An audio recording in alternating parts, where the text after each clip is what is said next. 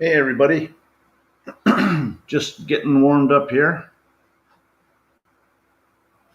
I'm a little bit early, but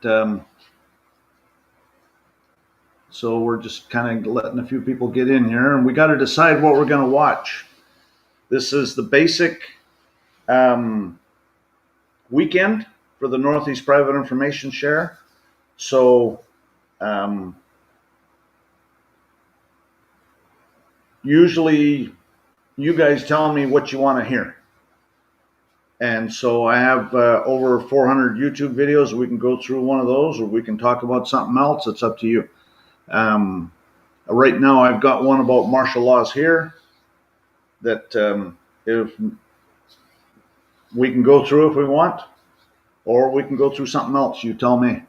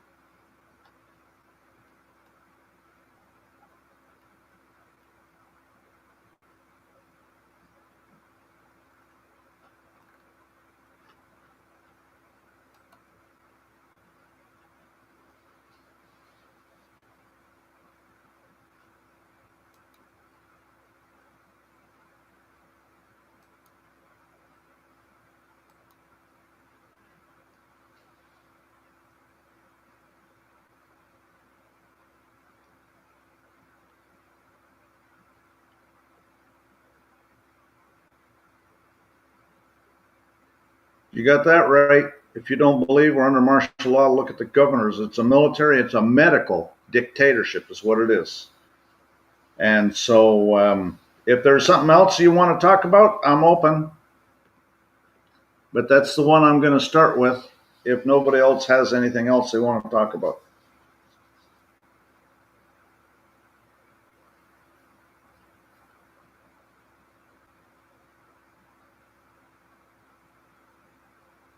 How to travel. Yeah, right. Well, I haven't been doing much traveling lately. It's communists. They're a bunch of communists. I'm in New Jersey. I've been traveling in America, but I don't get on their airplanes. I just gave away a bunch of frequent flyer miles to someone, to a friend, because I didn't feel like getting on their airplanes and getting groped by the TSA pigs. Yeah, trust law is something that I kind of try to keep. We can go through trust law. That's a possibility. We could go through, my asset protection presentation. That's a possibility.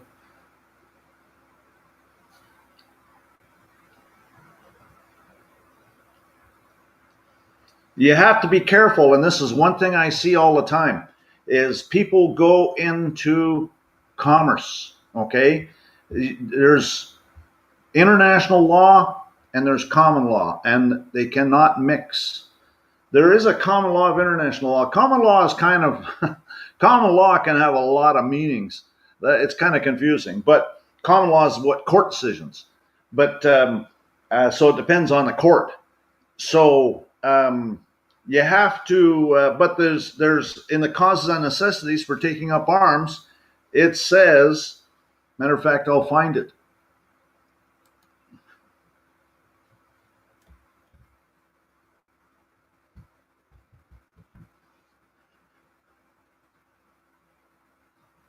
Right here. It says statutes have been passed extending the courts of Admiralty and Vice Admiralty far beyond their ancient limits for depriving us of the accustomed and inestimable privilege of trial by jury in cases affecting both life and property, to supersede the course of common law, and instead thereof publish and order the use and the exercise of martial law. So the point is that when you go into international law, you can't, and these judges, they know what they're doing.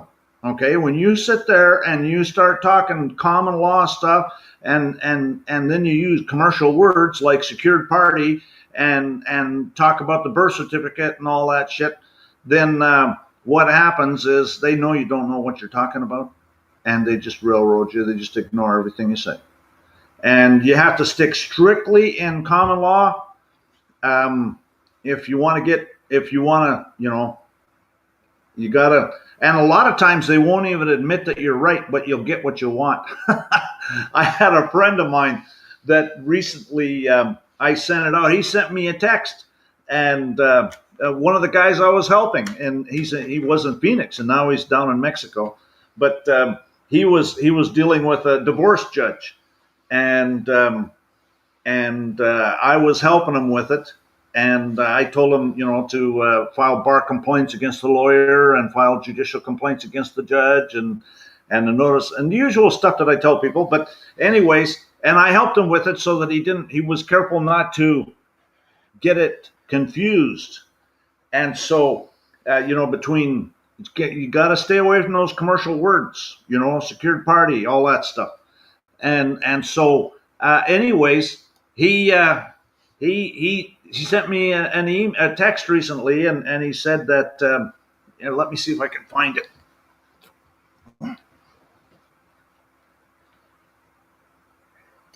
He got everything he wanted. And let me find it here.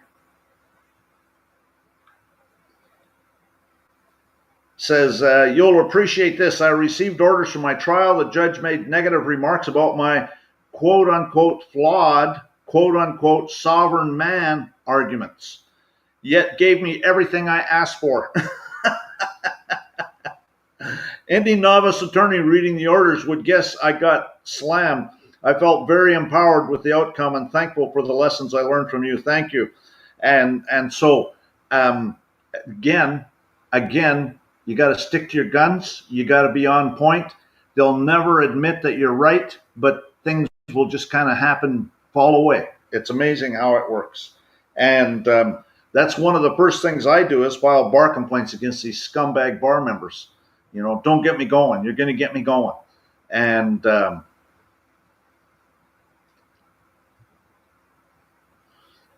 arbitration can be useful. Now, getting your kids back from CPS, that's all color of law. I'd be going after them for color of law. The judges, the lawyers, file bar complaints. Again, I can't tell you the importance of filing bar complaints. And you got to bring up the right issues. Again, in my statement of original status, okay, if you can show that you have ancestors that were here prior to the War of Independence, then what happens is that then you become one of the posterity that's talked about in the preamble to the Constitution. And that is a really powerful position to have. And that makes it very difficult for them to proceed. I can't tell you how important that is. You watch my video about statement of original status, and that's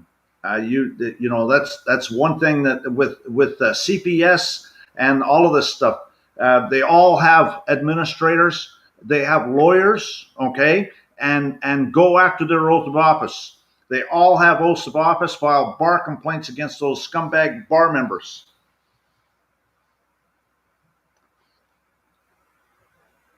In Texas, there's a guy by the name of Randy Kelton that's been helping us out with Texas codes, which, I try and in common law, you don't really have to pay any attention to their codes, but it's all under martial law. And so Randy Kelton's really good with their codes, and you can break it off in their backside with their codes.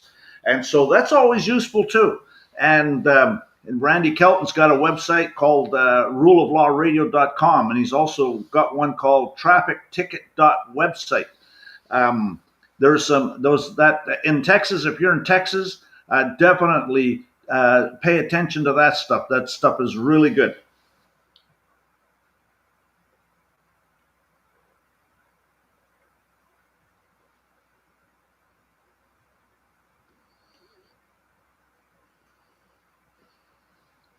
There's some of you that are putting messages through that YouTube is holding for review. I guess I'll show it. It says, give me an opportunity to show it. So anyways, under martial law, that's why they have all these millions, these literally millions of codes. And if you don't know the right codes, they'll screw you over with them. And I know of Anna von Reitz. I really haven't met her. Friends of mine know her personally. But I she's got some interesting stuff. I don't really, she's right about a lot of things, and some things that she talks about, like authenticating the birth certificate and all that. I don't do that. I think that's a Jesuit, quite frankly, because when you do that stuff, the birth certificate's a fraud, and you have to treat it that way. Matter of fact, there's a crime. I'm doing some research on it. There's a bar crime, a crime that lawyers do called personation, which is basically assaulting you with that birth certificate. And so it's a fraud. If you participate in the fraud, you can't claim fraud anymore. Okay, when you authenticate that birth certificate, then you can't claim fraud anymore. And I can't tell you how many people they just do so many things that are double-minded.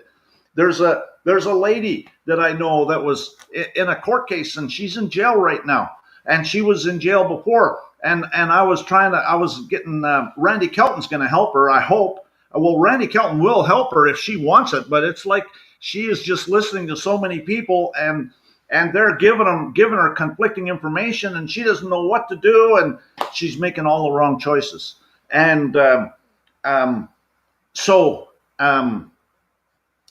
I was looking at her paperwork, and she was signing her documents without prejudice. Well, you don't do without prejudice unless they're forcing you to sign something. Without prejudice removes that signature off the page. There is no signature when you put without prejudice on there.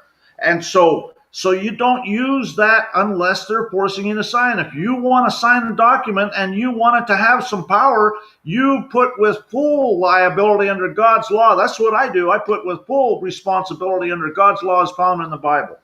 And because you want it to have some power. And these people are Satanists. And if they see you doing that kind of stuff, then they just ignore it. I mean, they have every right to, because it's got without prejudice. It doesn't mean anything under international law.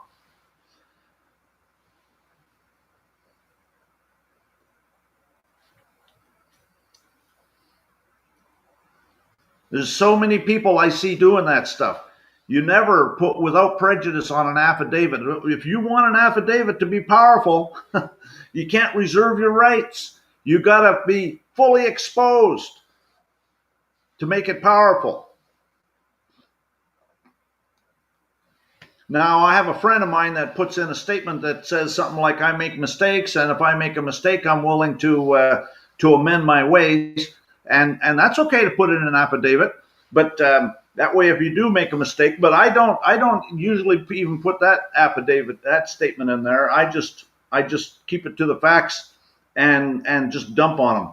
And again, if you're one of the posterity, then they got nothing to say to you.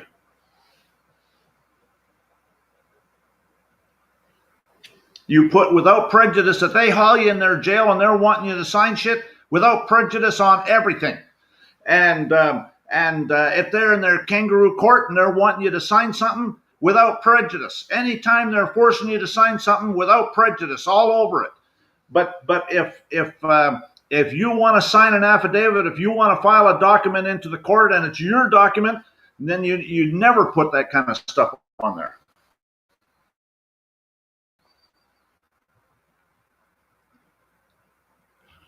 I see it all the time. And I think that, I don't know. I wonder if Anna von Reitz isn't a Jesuit, quite frankly. I don't like to say that about people. But, I think that authenticating the birth certificate, yes, is true in international law. If you go and capture something, all of that stuff, but you're going into international law. That's not where your power lies. You're dealing with thieves. There's a maxim. There's a Black's Law Dictionary, 4th edition, says Roman law, Roman civil law, and civil law are convertible phrases. They all mean the same thing. Matter of fact, I'll find it in this presentation.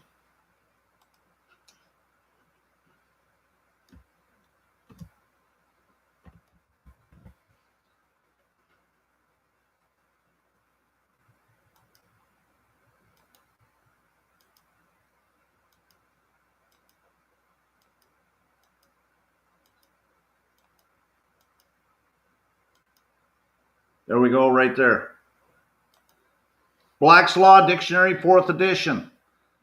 Civil law, Roman civil law are convertible phrases meaning the same system of jurisprudence, that rule of action which every particular nation, commonwealth, or city has established peculiarly for itself, more properly called municipal law, to distinguish it from the law of nature and international law.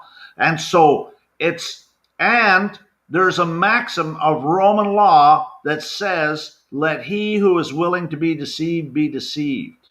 So they lie. That's why they sit there and they lie, they cheat, they steal. That's why I don't even talk to them. I file bar complaints. And the issue is they're perjuring their oath of office. They're engaging in multiple felonies. Multiple felonies. On my advanced weekend, when I have my advanced weekend, next weekend is going to be an advanced weekend. We're going to talk about some of my bar complaints, and we're going to talk about some of my nasty grams. I send out nasty grams. You might have seen some of my YouTube videos about nasty grams, but I definitely send out nasty grams. And let me tell you that it is, I get nasty. I get nasty. It starts off with, normally I say I accept your oath of office, but you and I both know you have no intention of honoring your oath of office, so fuck your oath, you motherfucking son of a bitch. And it kind of goes from there, and it's like 20 pages.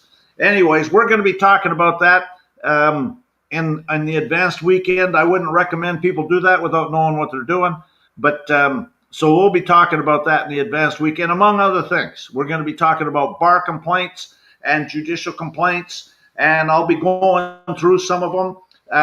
And you got to make sure they go to the right people. If they don't go to the right people, they'll blow you off. You gotta play their game. You gotta know how to play their game. These people are Satanists.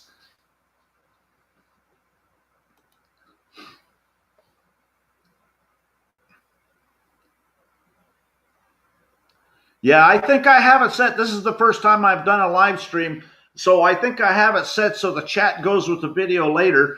I'm pretty sure I've got it set up. Matter of fact, I'm gonna, not all of these videos are gonna be public. So if you see the link, what I would suggest you do is save that link, because I'm gonna make these private, and so they will not be searchable. But if you have the link, you'll be able to go back and watch the video. So save the link. That's all I'm telling you. You got to be careful. There's a lot of half-truths out there. I stay away from international law. That's one of the things actually that I'm going to, I got to study the Law of Nations by Vattel. It's one of the things that I've decided recently that I got to look at that, because there's some things in there that I think are going to be useful. And I'll make some good YouTube videos. So that's one of my next projects, is actually to study the Law of Nations by Vattel. Matter of fact, I'm hoping to have something ready for next weekend for the Law of Nations by Vattel, because there's some things in there that I think are going to be useful for everybody to know.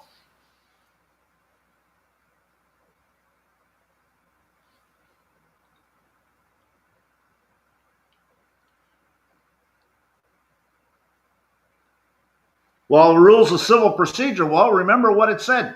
Civil law, Roman civil law are convertible phrases, right? That's all Satanism. It's municipal law. And they're liars. They're thieves. Don't get me going. You're going to get me going here.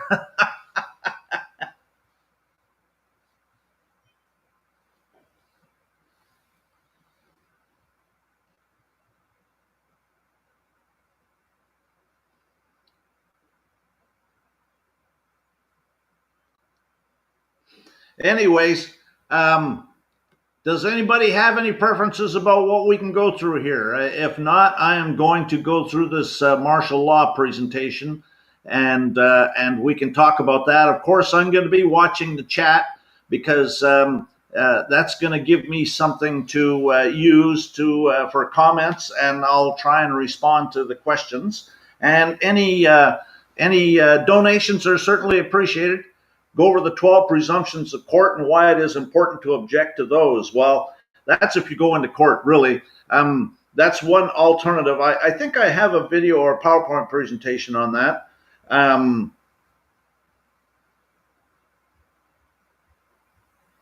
Yeah, it's all an illusion. I think the digital venue is just going towards the illusion.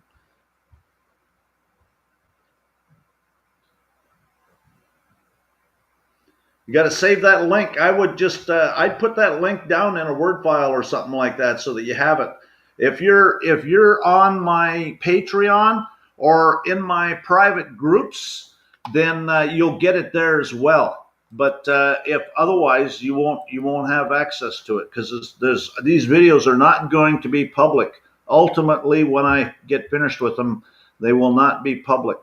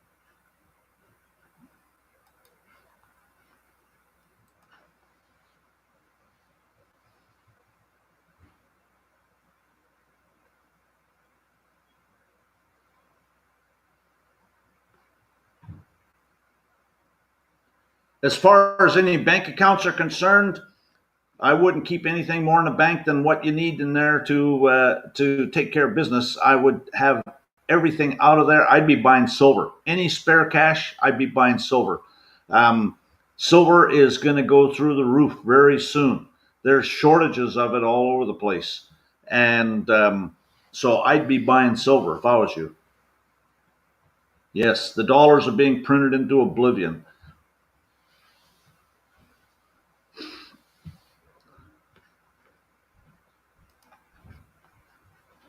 Okay, well, I guess we'll do is we'll go through this martial law presentation. If nobody else has anything they want to go through. I know there was someone that said something about asset protection, and then they said it didn't matter.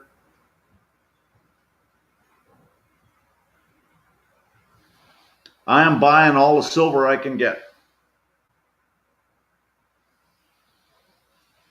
I would not keep anything more in the bank than what I need to cover checks or bills or something like that. I don't keep anything more in there. I keep like a couple $100 in there, and that's about it.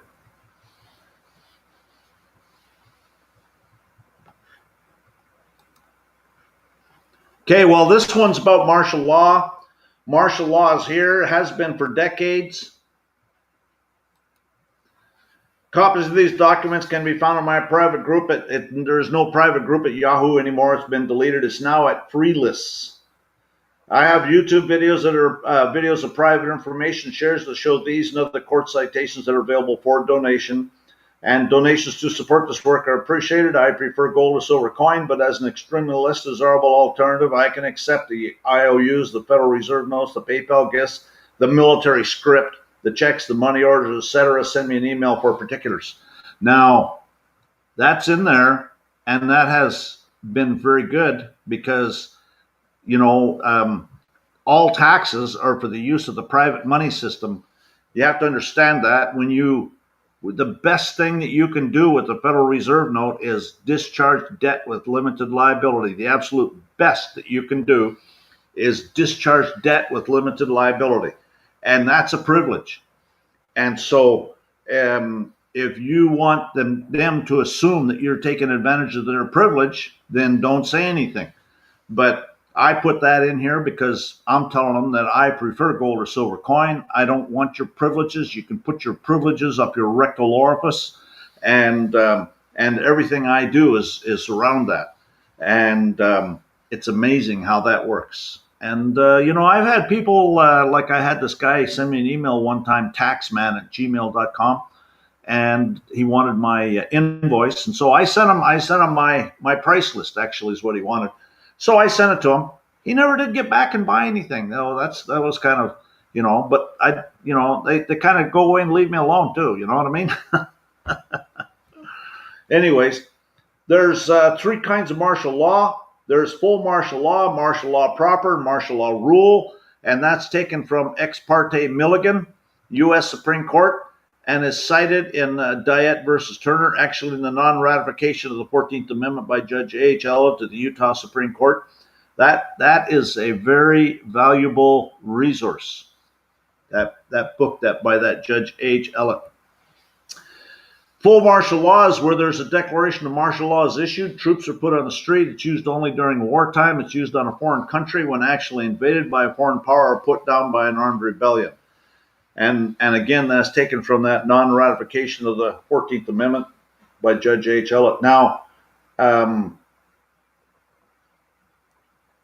that's what's going on right now. I'm just going to look at the chat and see if there's anything that anybody that they want. Yes, having tools and equipment is always good. We need to convene our grand juries and our common law juries. Now, they are going to say, we don't recognize you. That's okay. That's okay. You bring it in, get a judgment, and then you bring in to their courts as a foreign judgment. And they have provisions in their courts for it, and they can't really argue with it. So you have to have a regular court. How does one get the bank to obey UCC 3-303B? I don't know what UCC 3-303B is. Again, the banksters deal with commercial paper, with fake money.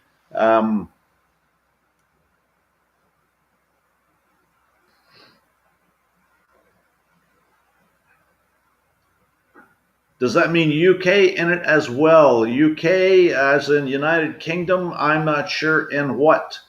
I can tell you that 60 countries around the world, if you go to the UNIDROIT website, 60 countries around the world have adopted the UNIDROIT statute, which is the source of the Uniform Commercial Code. And so they all follow. And so what happens if you read that UNIDROIT website, anytime UNIDROIT makes a change, it just automatically flows down to those countries.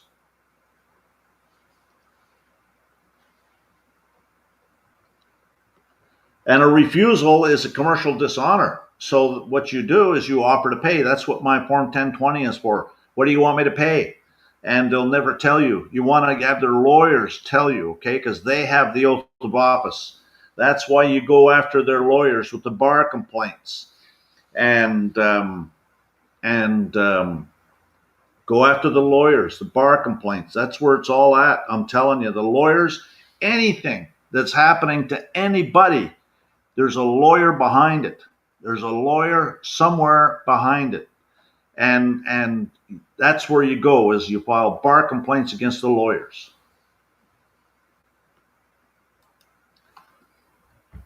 So anyways, moving on.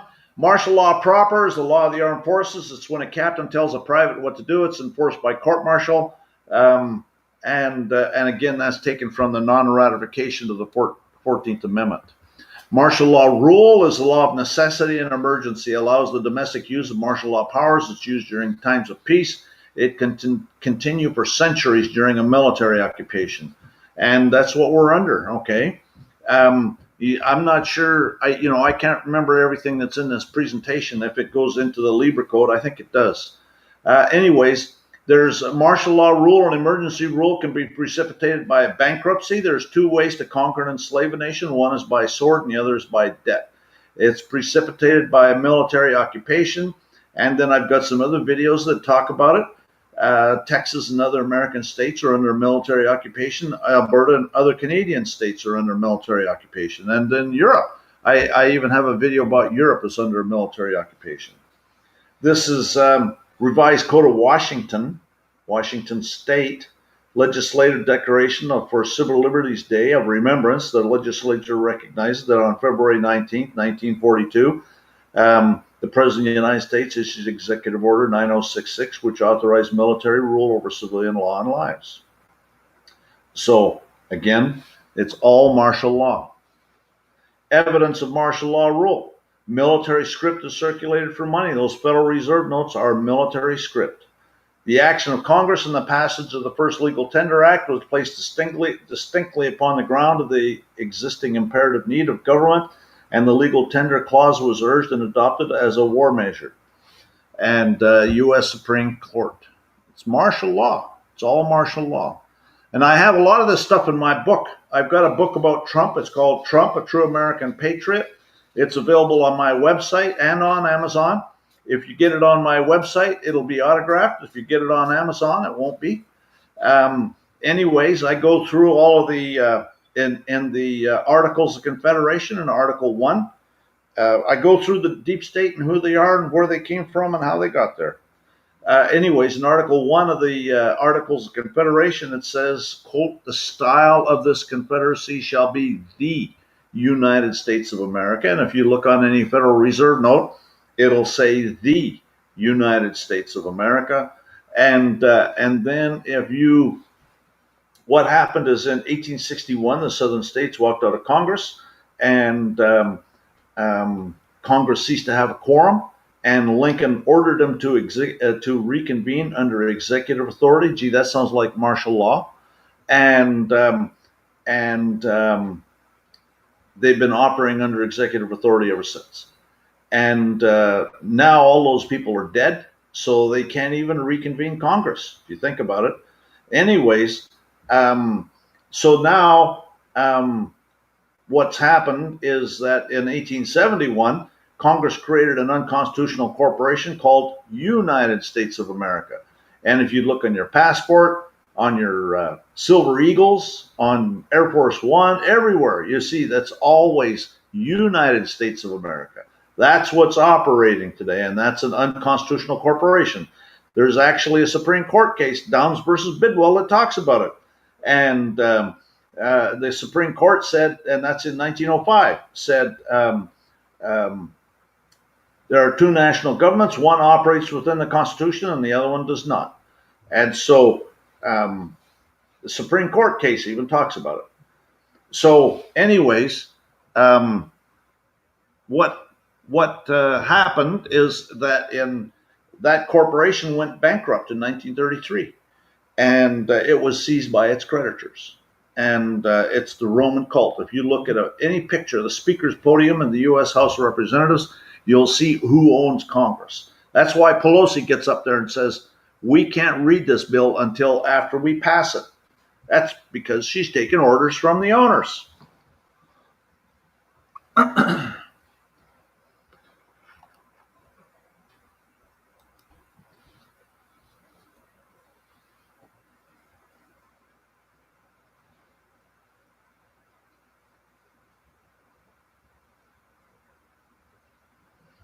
You know, I like Trump, but he hasn't done everything I liked, certainly. But I think he's fighting them, definitely. He's definitely locking horns. I mean, just because of the fact they hate him so well is makes me like him. They have so much vitriol and hatred for him. I mean, that says that he's got to be good. That's why I like him. He doesn't do everything I like. You know, he's probably not a lot of things that he would like to do that can't or couldn't. You know, I wonder about when he did this with this warp speed vaccination stuff. I wonder about that. Especially these vaccinations are like going to be major mistake. I think Cliff High has in his data sets that there's going to be 1 billion people die in a short period of time, and he thinks that it might be because of these vaccinations. He doesn't know why. He just knows that it's in his data sets that 1 billion people die in a short period of time. So I guess we'll see. We're all a captive audience. It could be zombie nation, right? Could be a zombie nation. I just don't know. I have no idea. I'm just telling you what other people say.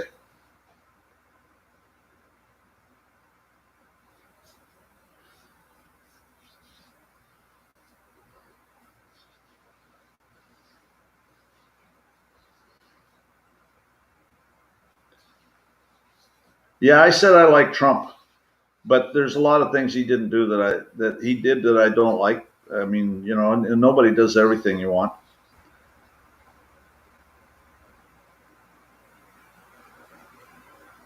Yeah, the definitive treaty of peace, but you got to understand the way international law works is that when there's a war, all of the treaties go out the window, and then they can reaffirm the treaties afterwards. So the U.S. war in 1812, I mean, the Treaty of Peace of 1783 was gone. It was gone. But what I think, and there's a lot of my friends that think that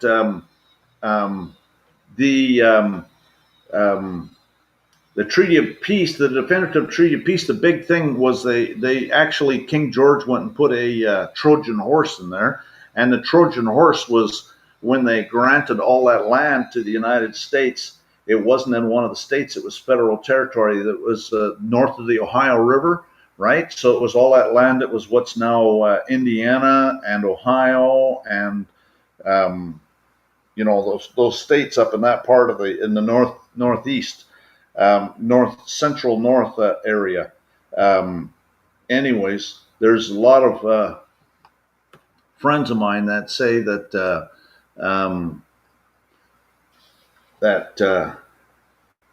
that was a Trojan horse, and it could have been because it gave the federal government all this territory, and you know, back then it was a good government. But once it gets taken over by pirates, you know, it sets a bunch of precedences that are in place now, and that's why we got this slavery that's going on right now. Yeah, I disagree that Trump is a Jesuit. I'm going to go ahead. They went and held that. YouTube held that posting to for review, and I went ahead and published it, but I disagree. I certainly don't think he's a Jesuit. I think they hate his guts. You can see it all over the news media. They hate his guts. I mean, and you saw the picture of him with the Pope. The Pope was pissed. So I don't think Trump is a Jesuit. Anyways, let's move on with this. Martial law rule, military script is a forced loan. The forced loans of 1862 and 1863 in the form of legal tender notes were vital forces in the struggle for national supremacy. They formed part of the public debt of the United States. And actually the word forced loan is actually found in the Libra Code. Okay, that phrase is found in the Libra Code. It's a forced loan. Martial law. Congress, claiming its martial law power to declare war, suppress insurrections, and repel invasions, imposed martial law in the United States and never discontinued it. The result was an extension of military and municipal jurisdiction of Congress, but where's the evidence of this? Look at the 13th Amendment, the Civil Rights Act, the legal tender laws, the 14th Amendment, et cetera, et cetera, et cetera.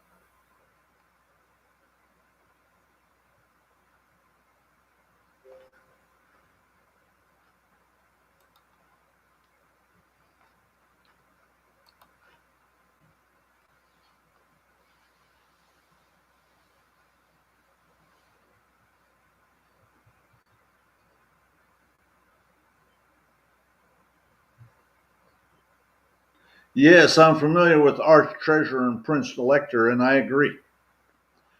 I mean, Queen Elizabeth is now the successor Arch Treasurer and Prince Elector. That also means that they're taking care of the money, so they're all part of the Roman cult. It's all part of the Roman cult.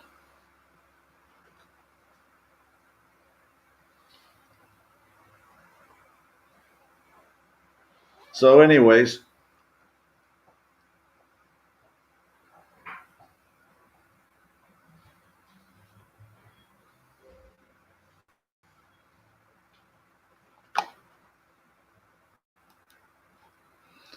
Congress claiming its martial law power. Oh, I already read that one.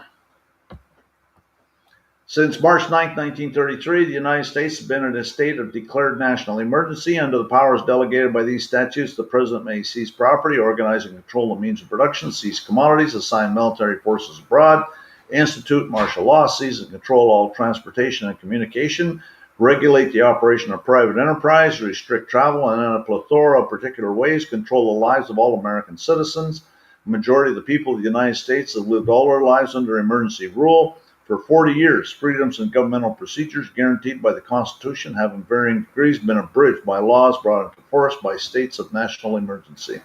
And that's taken from U.S. Senate Report number 93-549, dated November 19, 1973. And do you think it's changed? Absolutely not.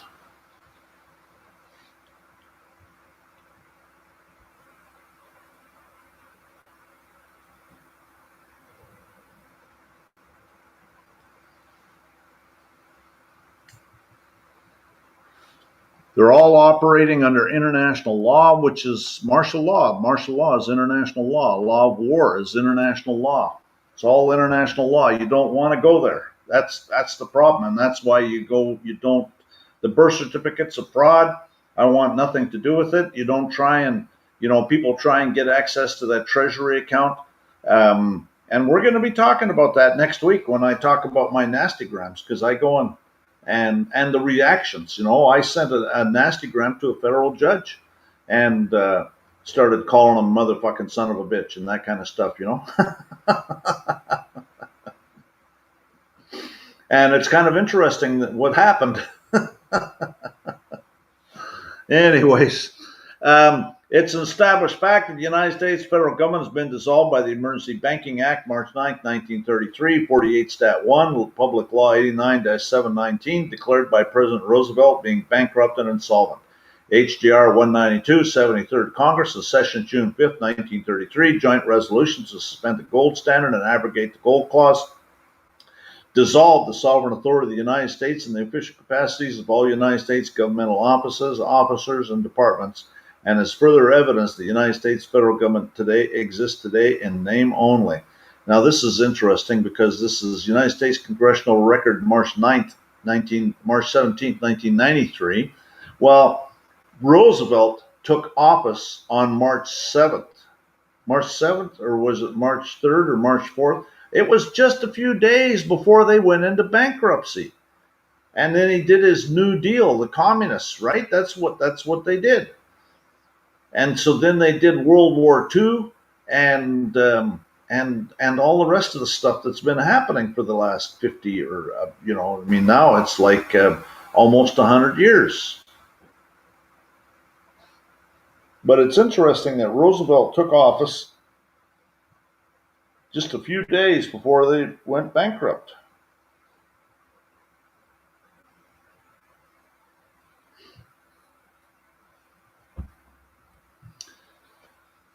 Senate Report 93-549, paragraph 1, the United States has been under dictatorial control since March 9, 1933.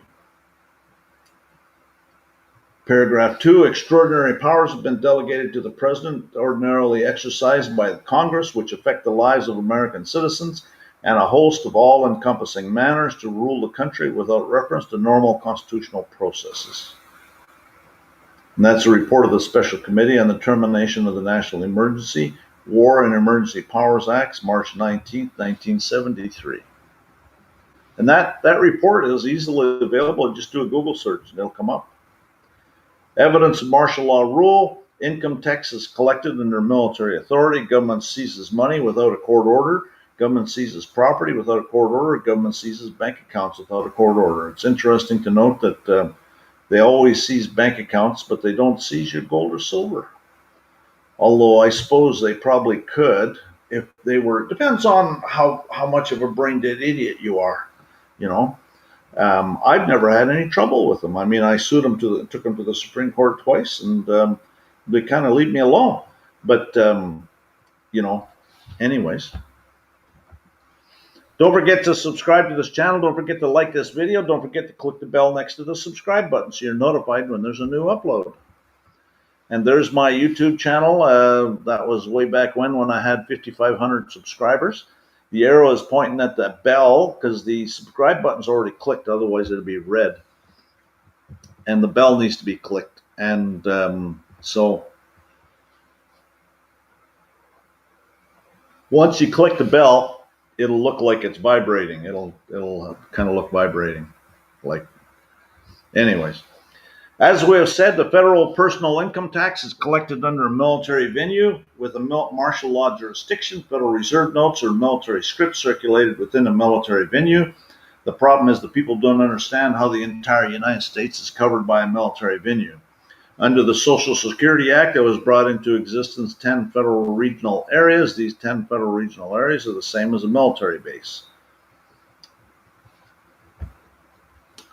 It's not unconstitutional to circulate military script on a military base, as the base is considered to be a military venue.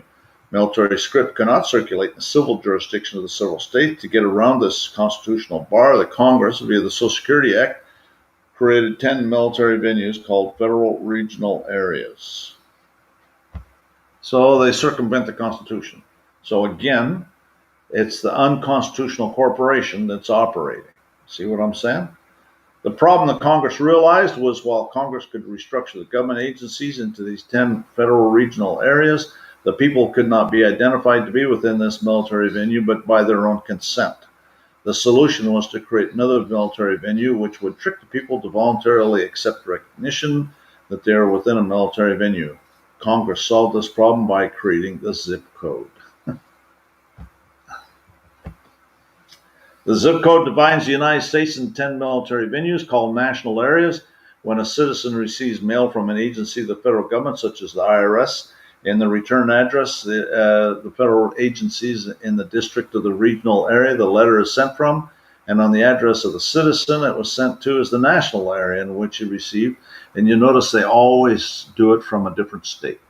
So if you're in Texas, you'll never get mail from the IRS in Texas. It'll always be from Delaware or something. In other words, the correspondence was sent from one of the federal regional areas, a military venue, to one of the national areas, another military venue. Taxing districts are established within one of the federal regional areas, which places the collection of taxes under a martial law jurisdiction. But it's all about Federal Reserve notes. And if the privilege of discharging debt with limited liability, and if you make it known that it's not a privilege and that you prefer gold or silver coin, everything changes. It becomes essential to distinguish between what is and what is not income, according to truth and substance without regard to form. Congress cannot, by any definition it may adopt, conclude the matter, since it cannot by legislation alter the Constitution from which it derives its power to legislate, and which within those limitations alone that power can be lawfully exercised. Income is derived from capital, the gain derived from capital. Here we have the essential matter, not a gain accruing to capital, not a growth or increment of value in the investment, but a gain, a profit, something of exchangeable value severed from the capital, however invested or employed, coming in and being derived, that is, received or drawn by the recipient for his separate use, benefit, and disposal. That is the income derived from property. Nothing else answers the description. And that's Eisner versus McComber, U.S. Supreme Court. I looked that case up. The emphasis is in the original. Okay, so the bold and the underlines is all in the original. Ugh. So again, it's all martial law.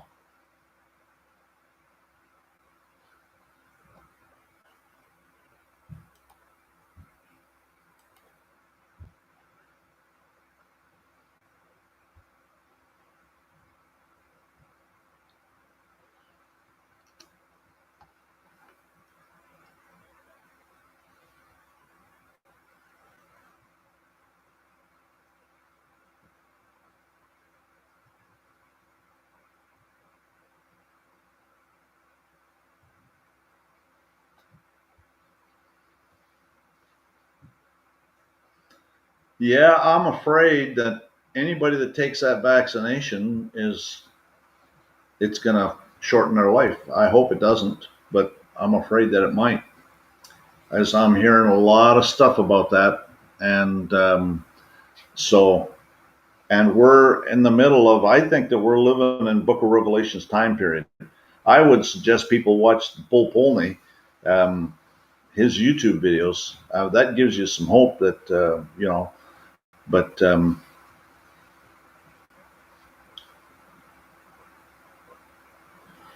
that's what I think.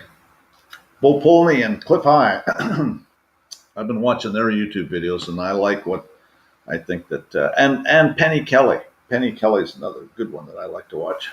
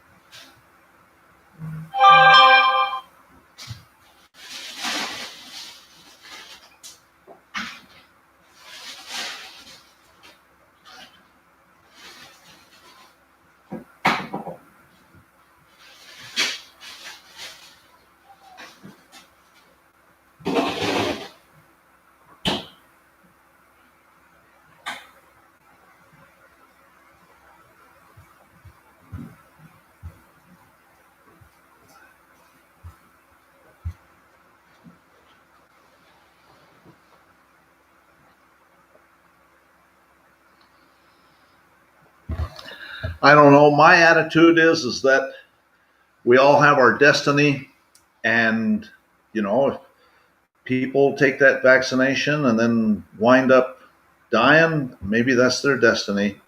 You just got to respect them and love them, and that's all you can do.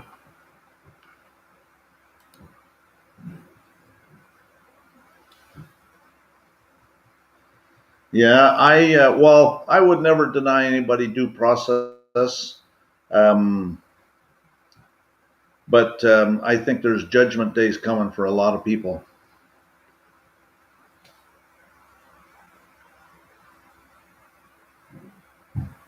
I think that a lot of these people, I don't know. I guess um, I don't know.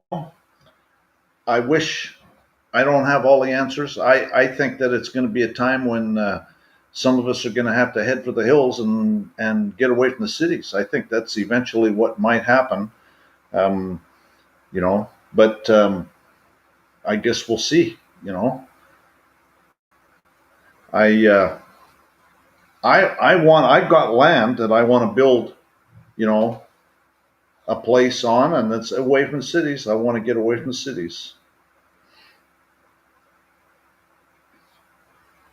Right now, I'm in Ocean City, and it is gorgeous outside. I was on the beach yesterday. I haven't watched any of Rod Ryder's videos. Um, I haven't watched any.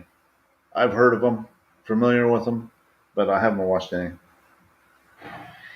I can't say I'm a U.S. citizen. He does all the time, so that's you know my issue with him, quite frankly.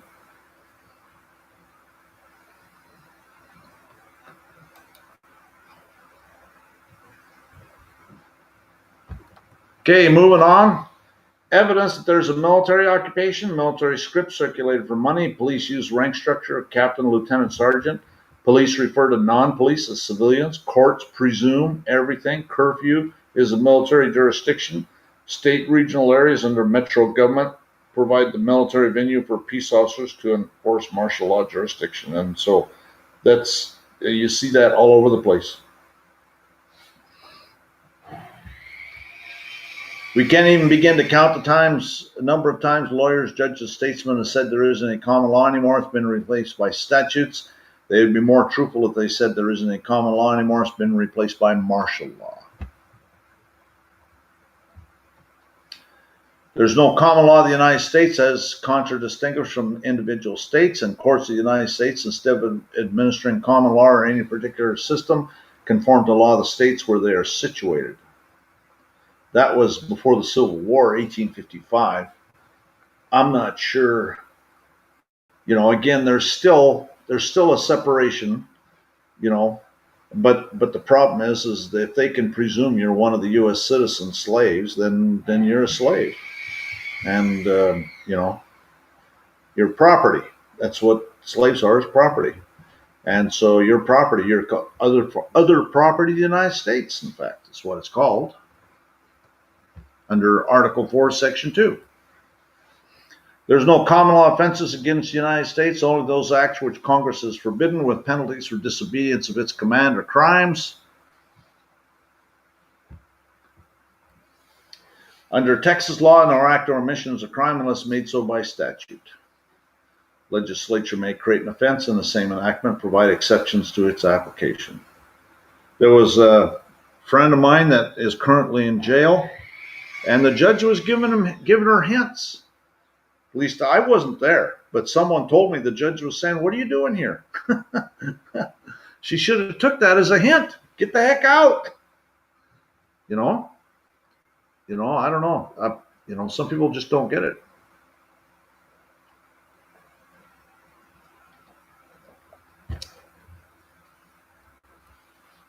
Everything's in Admiralty. A writ of error doth not lie upon a sentence in the Admiralty, but an appeal. So everything's in Admiralty. And that's taken from Tomlin's Law Dictionary, 1835 edition, but that is taken from Book 4 of the Institutes and the Laws of England by Coke in the 1500s. Appeals are in Admiralty. It's called a Court of Appeals. It's the same thing that precipitated the War of Independence. And this is back to what we were talking about earlier. Causes and necessities for taking up arms, 1775.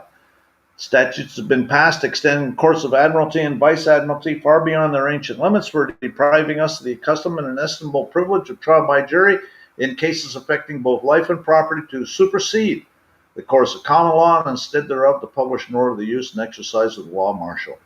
And for altering fundamentally the form of government established by charter, we saw the misery to which such despotism would reduce us. So, martial law supersedes and replaces common law. So you cannot argue common law and then start using commercial words. That is like major mistake. And I see it all the time. People signing documents without prejudice. It's just never ends. And people, these judges see that, and they know this guy doesn't know what the heck he's talking about. Matter of fact, some of them say, "You're nuts. You don't know what you're." They'll say that I think you're nuts. You got to be careful about that.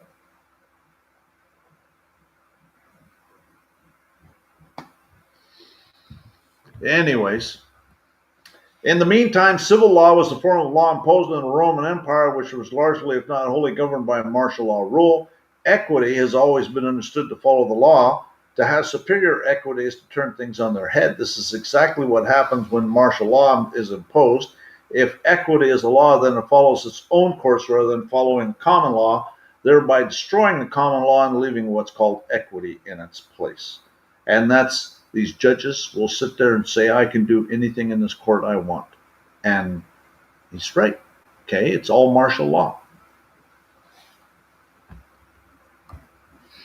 This is Georgia Department of Driver Services, a letter, September 5th, 2012.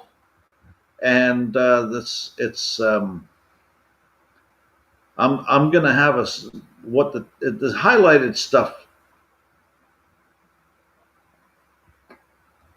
is what we're going to talk about. But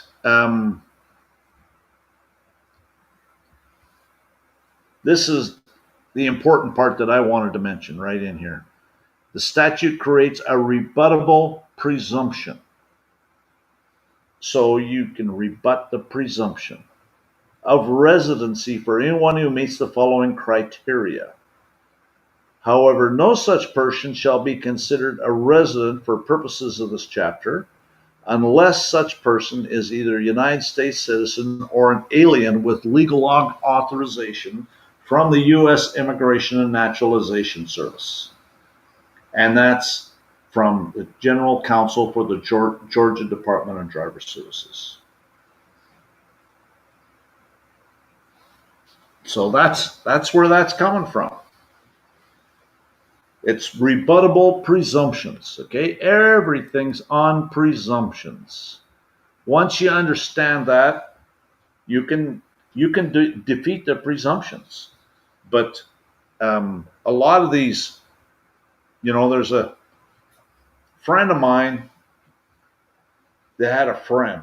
This was I think it was in Arizona. This friend of mine had a friend that won an election as a judge. And this friend was all excited, wanted to be a judge, and they had to go through 4 days of training. And they went to, it was in Nevada, so it must have been a Nevada judge, I guess. Went to this, it was in southern Nevada, down by the Arizona border. Big casino town. I can't remember the name. But anyways, went to this place and for 4 days for training on how to be a judge.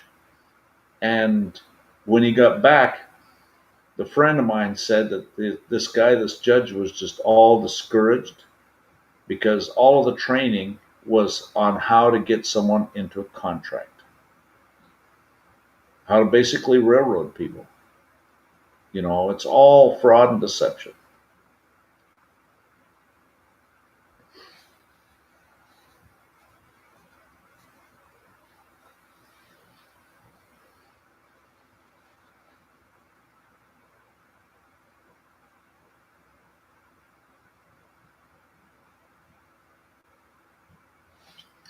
Full screen the presentation? Okay, I can do that.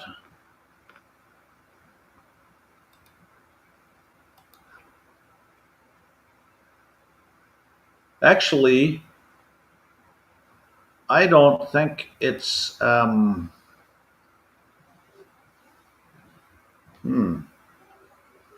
might be able to. I'll have to, let's see what I can do here.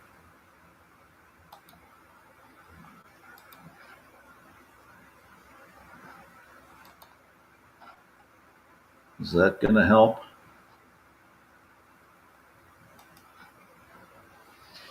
Let's see if that helps. I'm just going to wait for it to go through. I'm waiting for it to, there we go.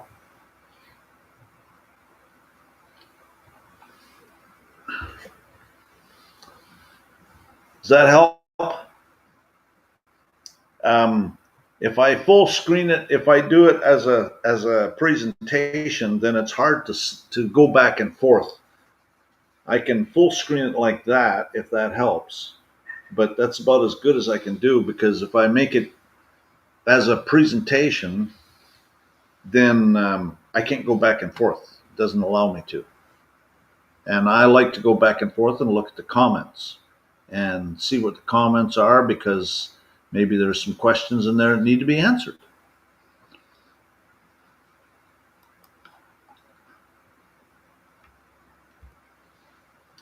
So I have a subscription-based. Well, actually, this is pretty old.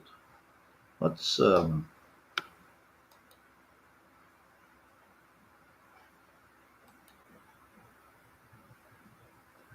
Yeah, that's all old. So we'll just delete those.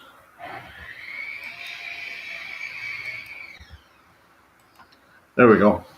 A penal action is an action on a penal statute, an action for recovery of penalty given by statute. Where an action is founded entirely upon a statute and the only object is to recover a penalty or a forfeiture, such action is a penal action.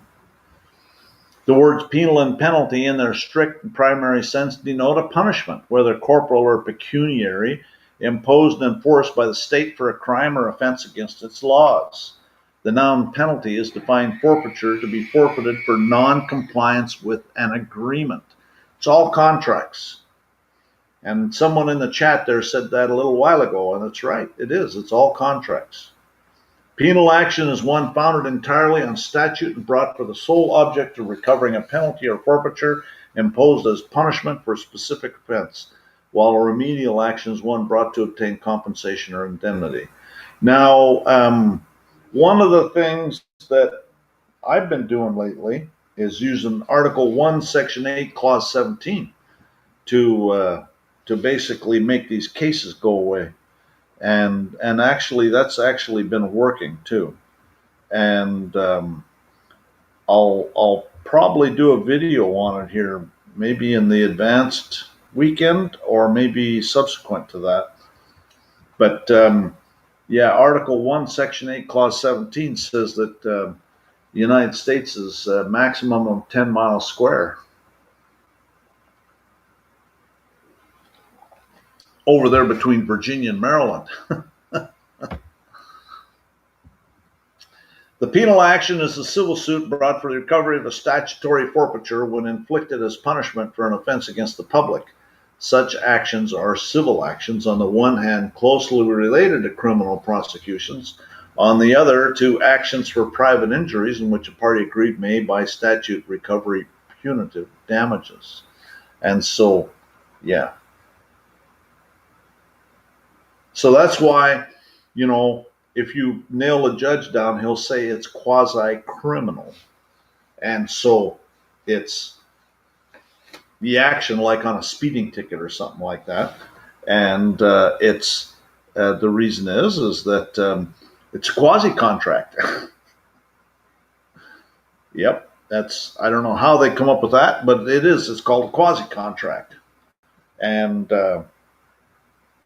that's how they do it.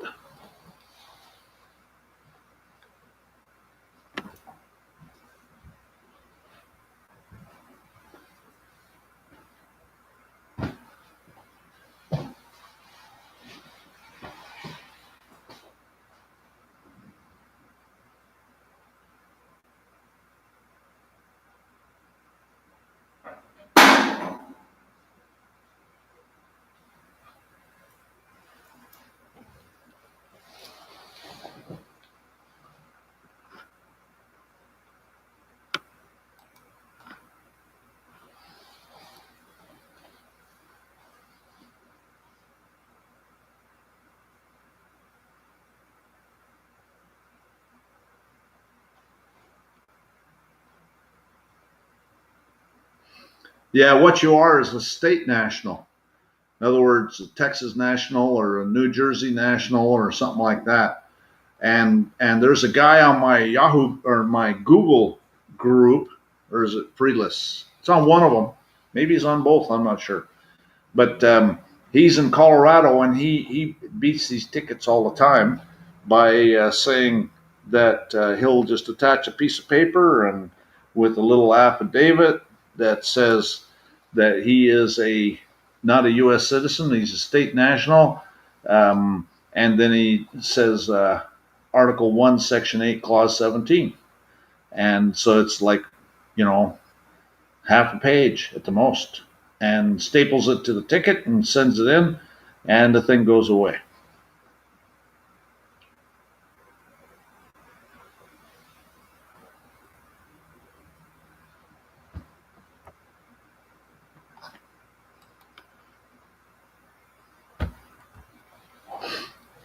Martial law is really no law at all. It's a dictatorship. What is called proclaiming martial law is no law at all, but merely for the sake of public safety and circumstances of great emergency, setting aside all law and acting under military power, a proceeding which requires to be followed by an act of indemnity when the disturbances are at an end.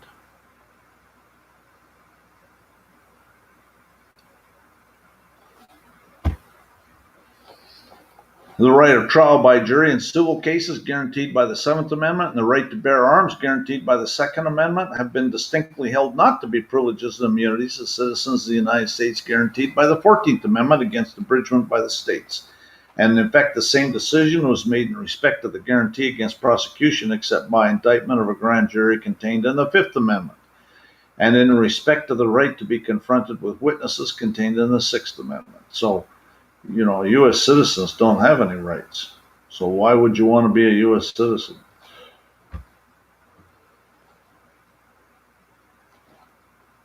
Martial law is a public law of necessity. Necessity calls it forth. Necessity justifies its exercise, and necessity measures the extent and degree to which it may be employed. That necessity is no formal, artificial, legalistic concept, but an actual, factual one. It is the necessity of taking action to safeguard the state against insurrection, riot, disorder, or public calamity. What constitutes necessity is a question of fact in each case. Right, so they make it up as they go along. Martial law is nothing more, nothing less than the application of the common law doctrine that force, to whatever degree necessary, may be used to repress illegal force. Martial law is the public right of self-defense against danger threatening the order or the existence of the state, where the ordinary civil authorities, the police, are unable to resist or subdue the disturbance. Additional force, military in nature, may be applied. The extent of the military force used depends on each instance upon the extent of the disturbance.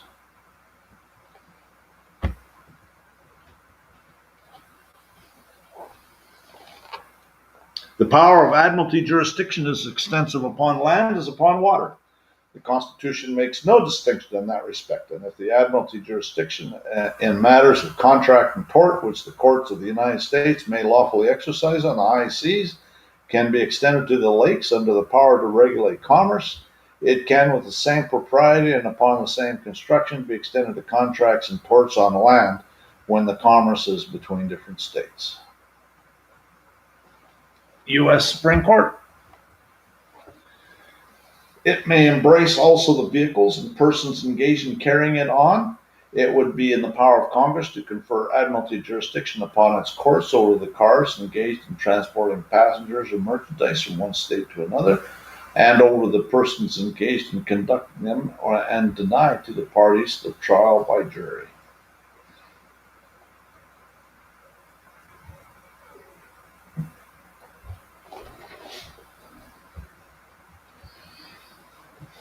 Now, the judicial power in cases of Admiralty and maritime jurisdiction has never been supposed to extend to contracts made on land or to be executed on land, but if the power of regulating commerce can be made the foundation of jurisdiction in its courts, the new and extended Admiralty jurisdiction beyond its heretofore known and admitted limits may be created on water. Under that authority, the same reason would justify the same exercise of power on land. U.S. Supreme Court. Next to revenue and taxes itself, the late extensions of the jurisdiction of Admiralty are our greatest grievance. The American courts of Admiralty seem to be forming by degrees into a system that is to overturn our Constitution and to deprive us of our best inheritance, the laws of the land. It would be thought in England a dangerous innovation if the trial of any matter on land was given to the Admiralty, and now it's like almost a routine occasion. But again, law of the land, and that's why that's one of the things that law of the land is a much more clear example or statement. Law of the land is common law, but common law can mean a lot of different things, and that's why you have to, with common law, if you're going to use the common law phrase, you have to define it further so people know what you're talking about. That's why law of the land is way better. Law of the land or natural law.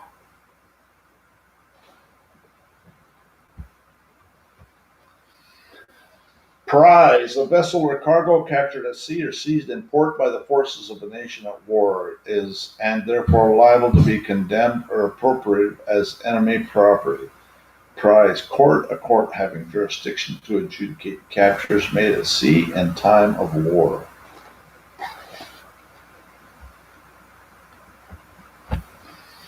Title 18, Crimes and Criminal Procedure, Part 1, Crimes, Chapter 1, General Provisions, Section 7.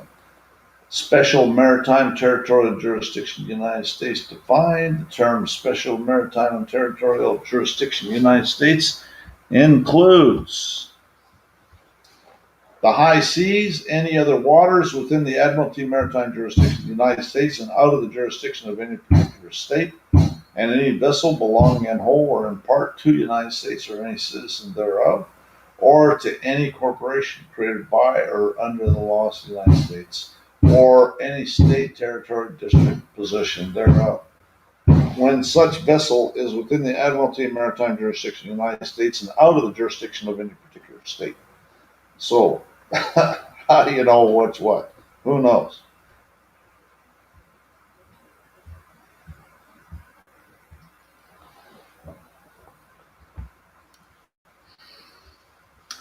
(27 CFR 7211). Any of the following types of crimes, federal or state: offenses against the revenue laws, burglary, larceny, robbery, illegal sale or possession of deadly weapons, prostitution, including soliciting, procuring, pandering, white slaving, keeping house of ill fame, and like offenses, extortion, swindling, and confidence games, and attempting to commit or compounding or any of the foregoing crimes, addiction to narcotic drugs, and use of marijuana will be treated as if such were commercial crimes. So they're all commercial crimes. All crimes are commercial crimes.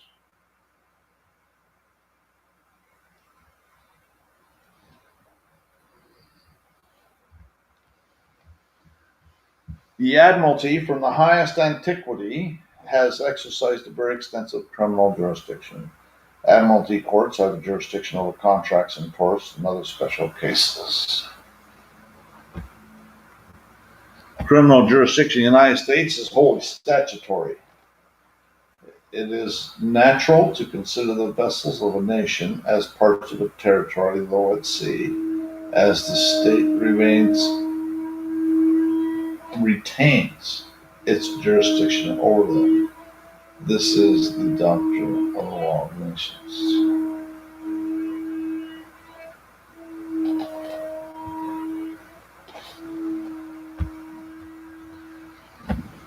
It is true that the criminal jurisdiction of the United States is in general based on territorial principle. Criminal statutes of the United States are not, by implication, given extraterritorial effect. But U.S. citizens, they can have power over them in any state and any country.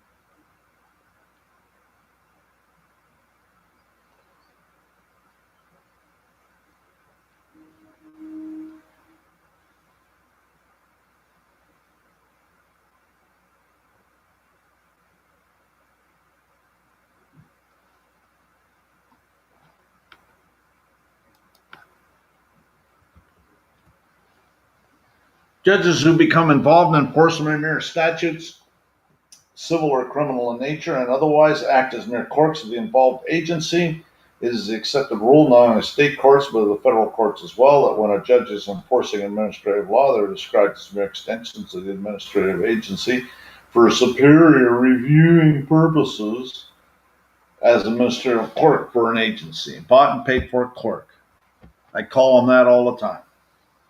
The use of information has a long history. For example, in the reign of Henry VII, a very oppressive use was made of them for something more than a century, so as to continually harass and shamefully enrich the crown.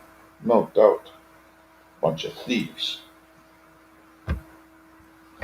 The oppressive use of this mode of prosecution by information occasions struggles to procure a declaration of its illegality.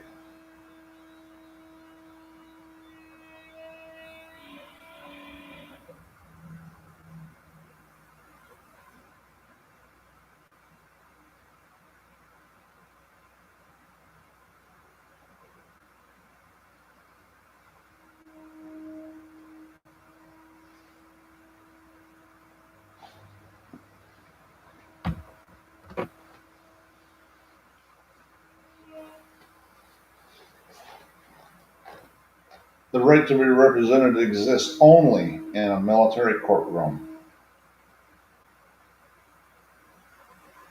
The accused has the right to be represented in his defense before a general or special court-martial or at an investigation under Section 832 of this title.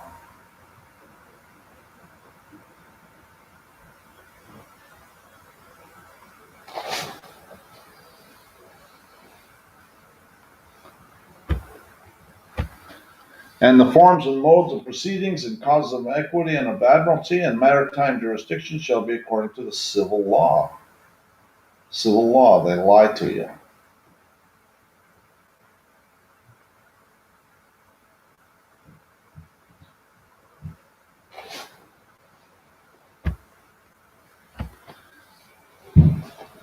Brown, Volume 2, 100, lays down the rule in these terms. The general rule, however, at present is that the Admiralty acts only in rem, and that no person can be subject to that jurisdiction but by his consent, expressed by his entering into a stipulation, a contract.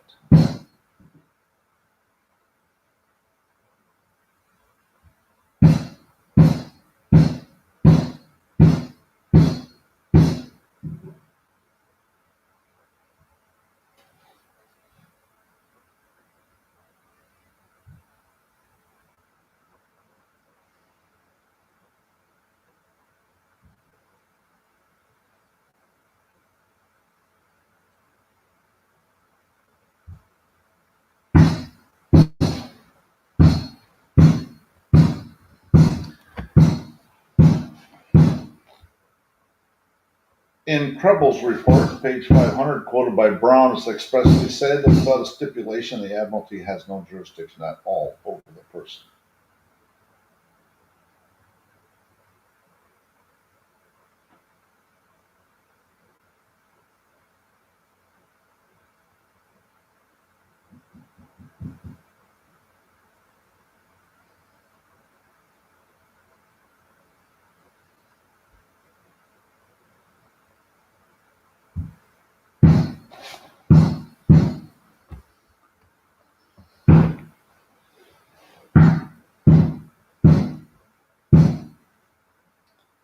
It is well known that in civil cases in courts of equity and admiralty, juries do not intervene, and that courts of equity use the trial by jury only in extraordinary cases to inform the conscience of the court.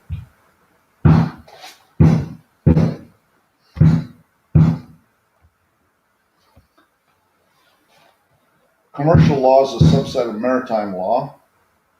It must be uniform in maritime law. The principles of maritime law are applicable to commercial law and therefore must be uniformity in commercial law.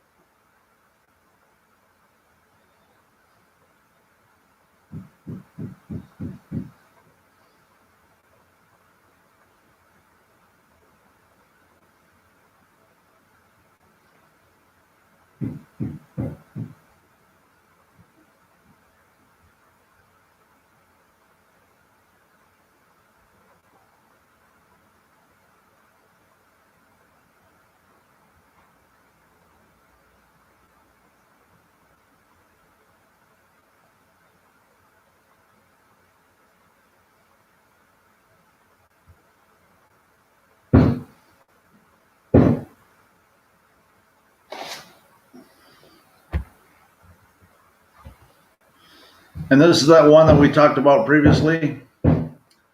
Civil law, Roman civil law are convertible phrases meaning the same system of jurisprudence, that rule of action which every particular nation, commonwealth, or city has established peculiarly for itself, more properly called municipal law, to distinguish it from the law of nature and from international law.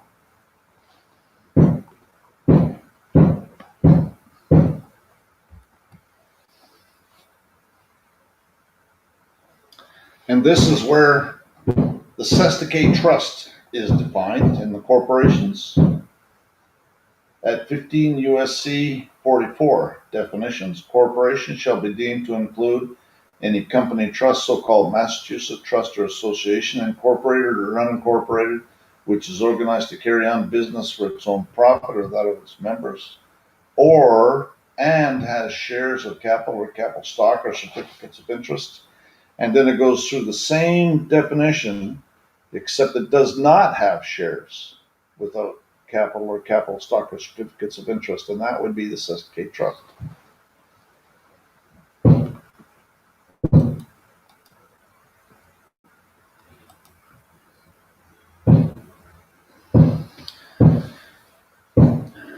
Admiralty law, the terms Admiralty and Maritime are virtually synonymous.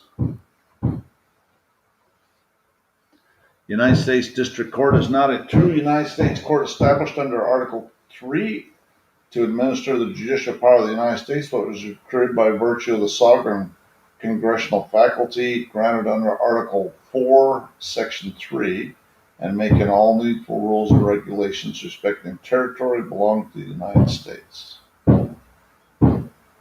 And so they're all Article 4, Section 3.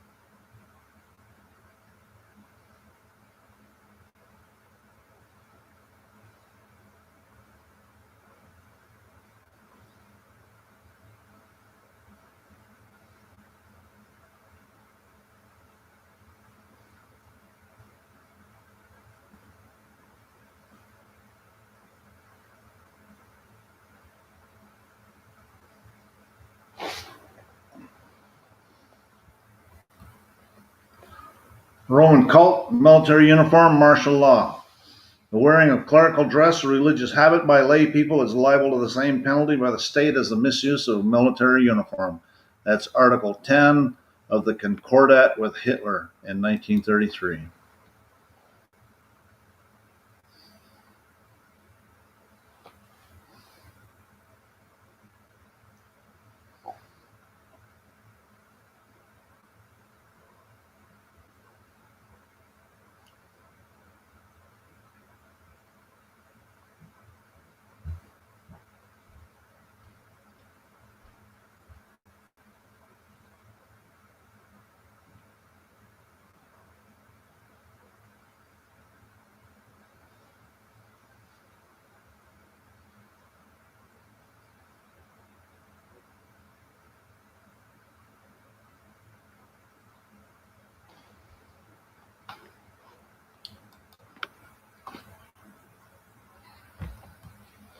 When a state forms a constitution which is approved by Congress, it's a stop to deny its validity. The action of Congress cannot be inquired into, for the judicial is bound to follow the action of the political department. So what that means basically is that even though the states are territories, they're also sovereign states, and they cannot dispute when Congress admits a state like Arizona in 1949. The Congress that admitted Arizona into the Union was a unconstitutional corporation. But you can't challenge the fact and say that Arizona is actually a territory. Arizona is a state and a territory, and that's what you have to understand. It's all territorial. The territories are martial law, though, and the state is there, and that's why when I went and got a land patent in Arizona, I got it from the Bureau of Land Management, certified copy, and on the certification, it said it was certified by the Bureau of Land Management, Arizona State Office. So Arizona State exists. Congress can't dispute it. You can't challenge that. It's but the statutes are all territorial. You can challenge those. They're all territorial. The amendment reversed and annulled the original policy of the Constitution, the 14th Amendment. So we're talking about the martial law again. U.S. Supreme Court operates under authority of the President of the United States, and this is Rule 45 of the U.S. Supreme Court Rules of Procedure. I sent this out in my group here just this last few days ago. All process of this court issues in the name of the President of the United States. There's no separation of powers. What happened is during the Civil War, Supreme Court issued a ruling that Lincoln didn't like. So he sent troops to the Supreme Court, and the Supreme Court operates under executive authority. It's all executive authority.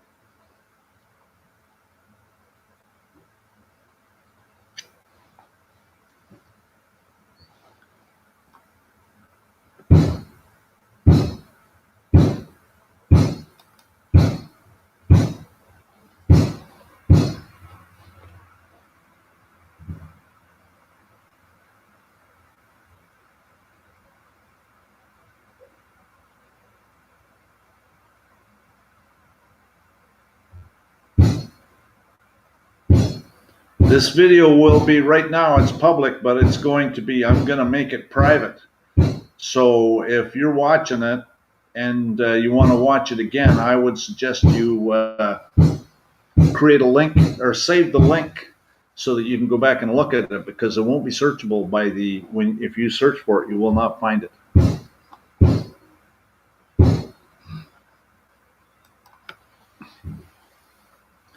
Even state courts are actually federal courts, but because they have U.S. military flags on them. If they have a corporate seal, it's a corporate court.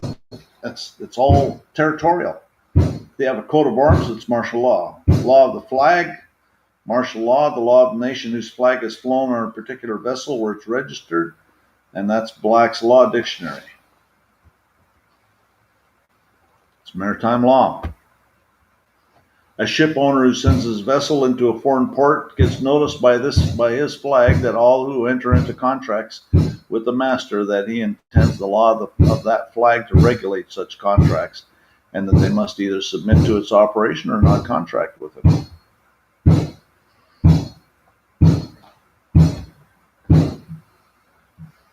In personam.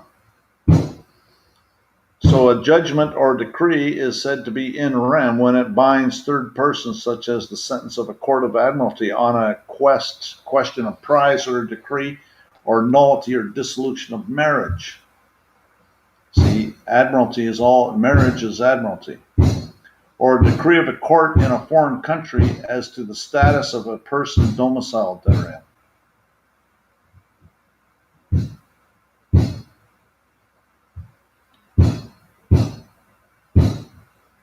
See, marriage is all Admiralty. Contract law. Brutum fulmen, an empty noise, an empty threat, a judgment void upon his face, which is in legal effect no judgment at all, and by which no rights are divested, and from which none can be obtained, neither binds nor bars anyone. I went and I actually told a judge one time that everything he did was brutum fulmen, and he was real nice to me after that.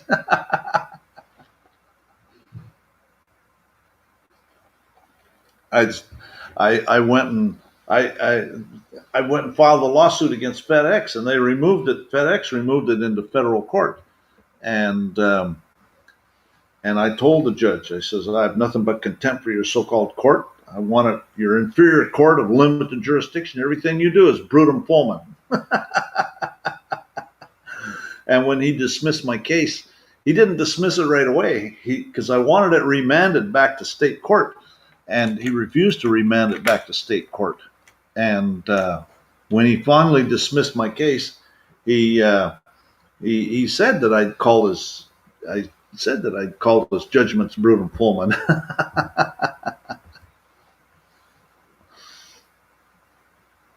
Not every action by any judge is an exercise of judicial function. It's not a judicial function for a judge to commit an intentional tort, even though the tort occurs in the courthouse. When a judge acts as a trespasser of the law, when a judge does not follow the law, the judge loses subject matter jurisdiction, and the judge's orders are void and of no force or effect.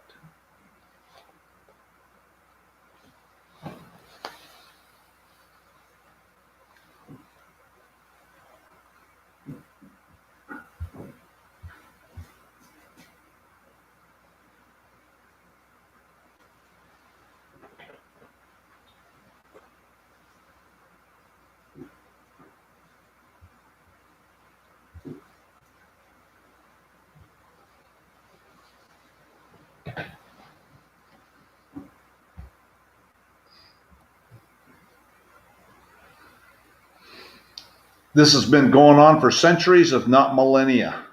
It's the same thing that precipitated the Magna Carta. It's the same thing that precipitated the War of Independence. It's probably responsible for countless wars and revolutions all around the world for centuries, for thousands of years.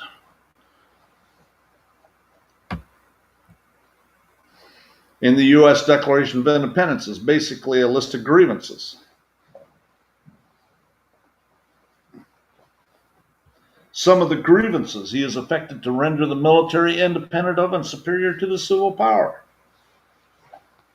He's combined with others to subject us to a jurisdiction foreign to our Constitution, unacknowledged by our laws, giving his assent to their acts of pretended legislation. That's color of law. For imposing taxes on us without our consent. For depriving us in many cases of the benefits of trial by jury. For abolishing a free system of English laws in a neighboring province, establishing therein an arbitrary government, arbitrary as in military dictatorship, enlarging its boundaries so as to render it at once an example and fit instrument for introducing the same absolute rule into these colonies. They're probably talking about Canada there, I'll bet you. He has abdicated government here by declaring us out of his protection and waging war against us. That's exactly what's going on. It's warfare. For protecting them by a mock trial, warfare. The Magna Carta, this is stuff that's been going on for centuries. The Magna Carta has got the same kind of stuff in it.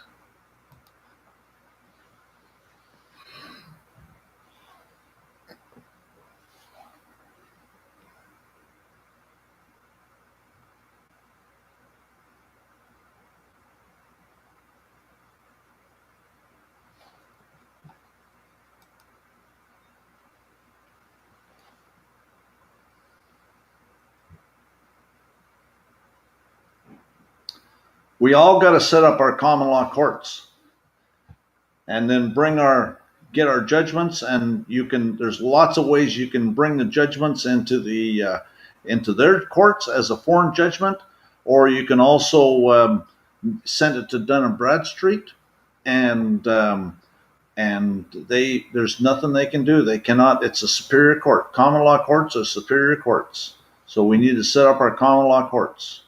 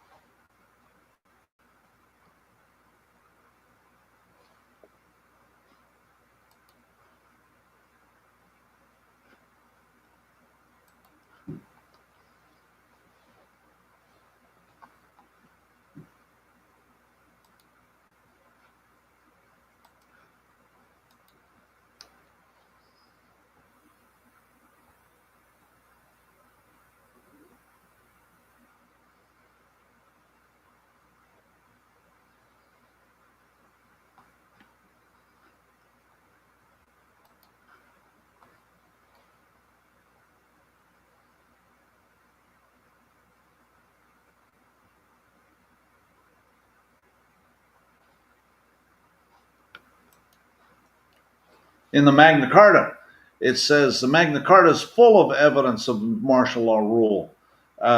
In Chapter 45, we'll appoint as justices, constables, sheriffs, bailiffs only such as know the law, the realm, mean to observe it well. And so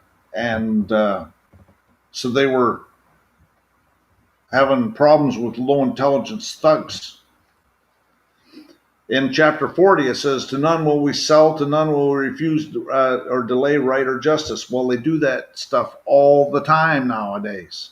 They sell the justice, and they sit there and take their time, or sell you into slavery.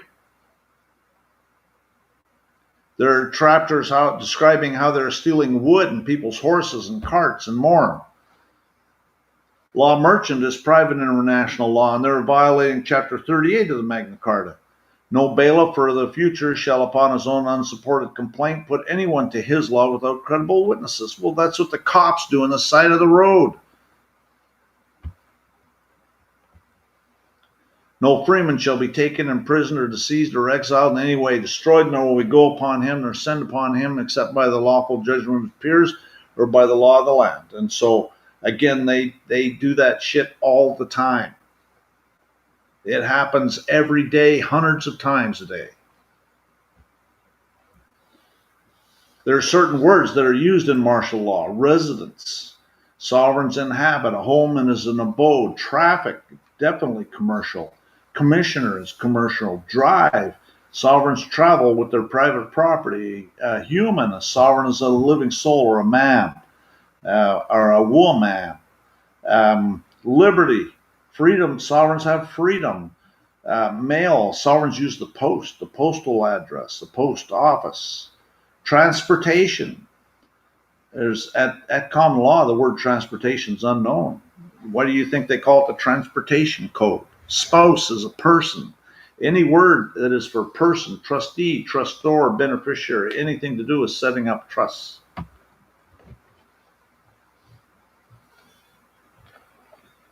We have no more right to decline the exercise of jurisdiction which is given than to assume that which is not given. One or the other would be treason to the Constitution.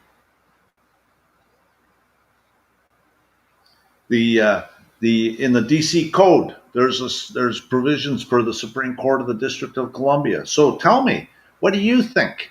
Tell me what you think. Does anybody here that's listening, is the Supreme Court of the United States, is it really the Supreme Court of the District of Columbia, or is it the Supreme Court of the United States that you see operating nowadays?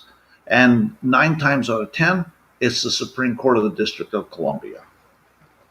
I've seen very few rulings that are where the judges are acting as Supreme Court of the United States.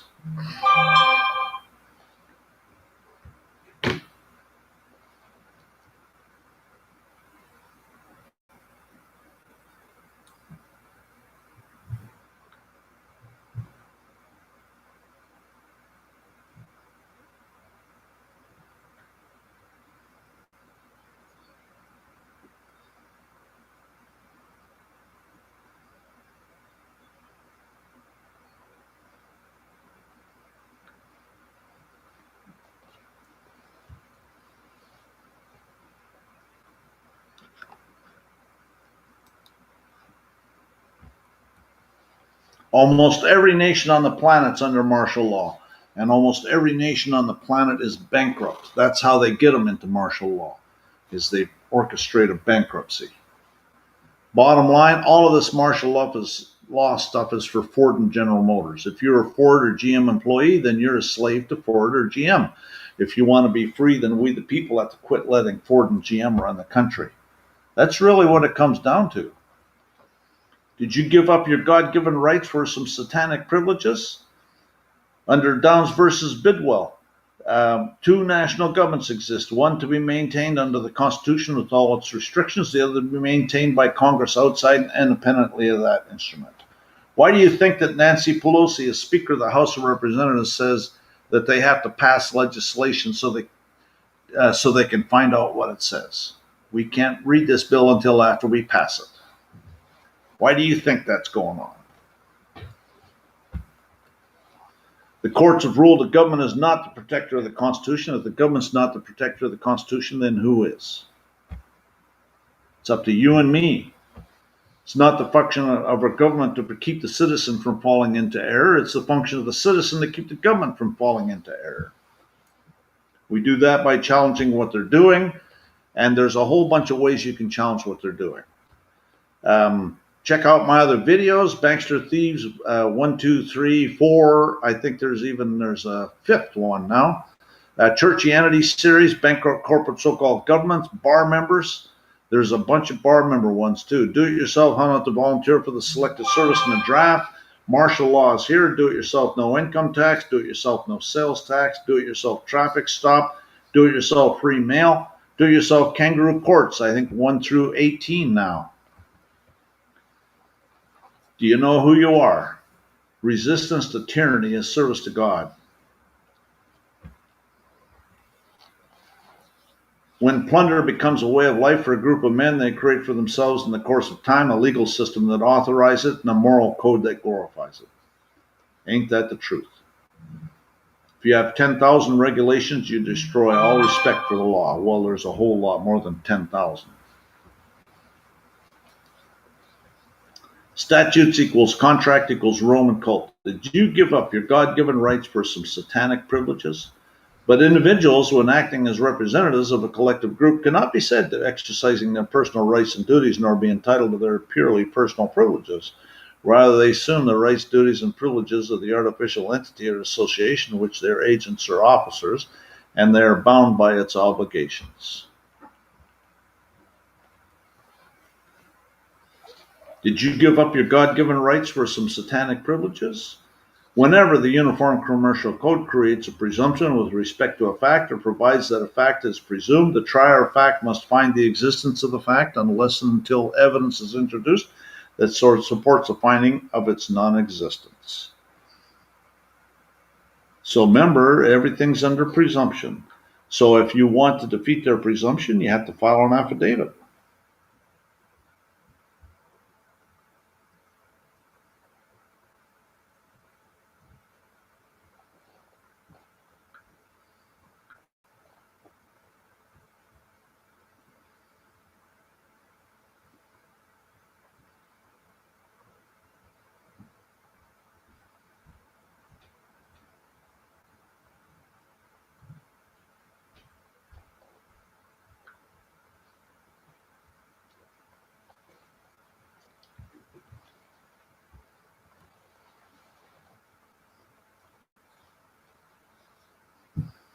In an action with respect to an instrument, the authenticity of and the authority to make a signature on the instrument are admitted unless specifically denied in the pleadings.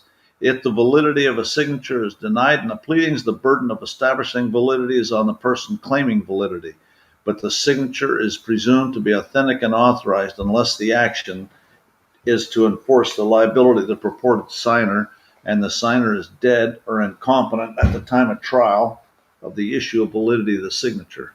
So again, they forge your signature onto a contract and presume it's valid. And if you don't even know that there is a contract, under the Uniform Commercial Code, they sell you into slavery. That's exactly how they're doing it, right there. The following rules apply in an action on a certificated security against the issuer unless specifically denied in the pleadings. The signature on a security certificate or an unnecessary endorsement is admitted. So that bought and paid for whore up there, that judge, that so-called judge, is forging your signature onto a contract, and if you don't even know that it's on there, then you have to deny the signature, and otherwise it's a fraud.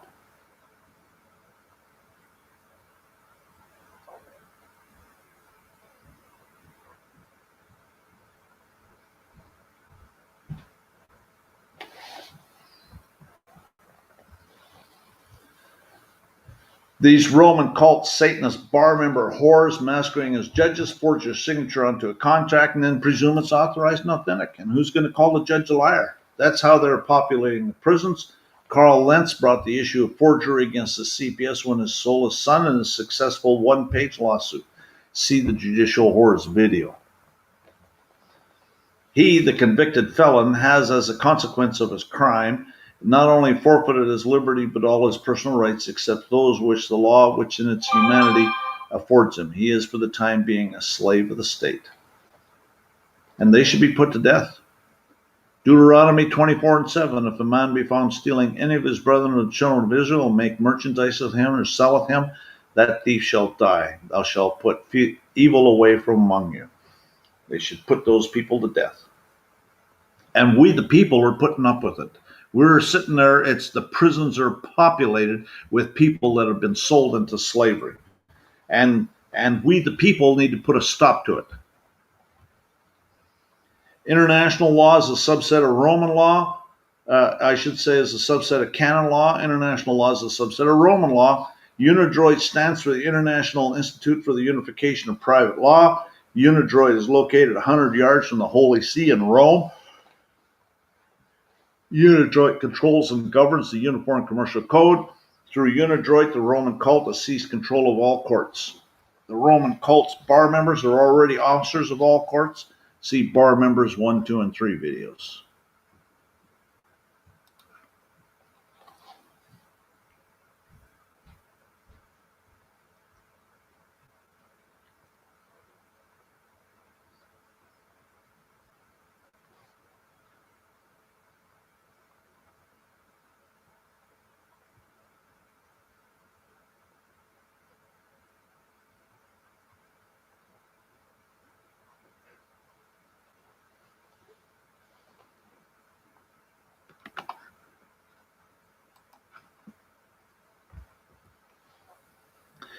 The United Nations is owned and operated by the Crown and the Roman cult handlers.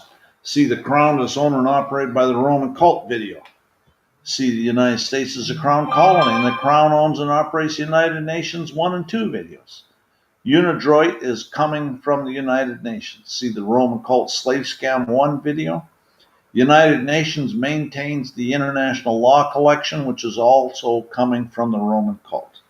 They're using Roman cult's international law rule to assault us with their fraudulent, fictitious, sophisticated trust slave. It's called personation, and it's all coming from bar members. That's why you got to file bar complaints. File bar complaints. I'm telling you, they completely ignore them. But what I'm hearing, what Randy Kelton says, is that 3 bar complaints and they lose their bond. And so, file bar complaints. Definitely file bar complaints.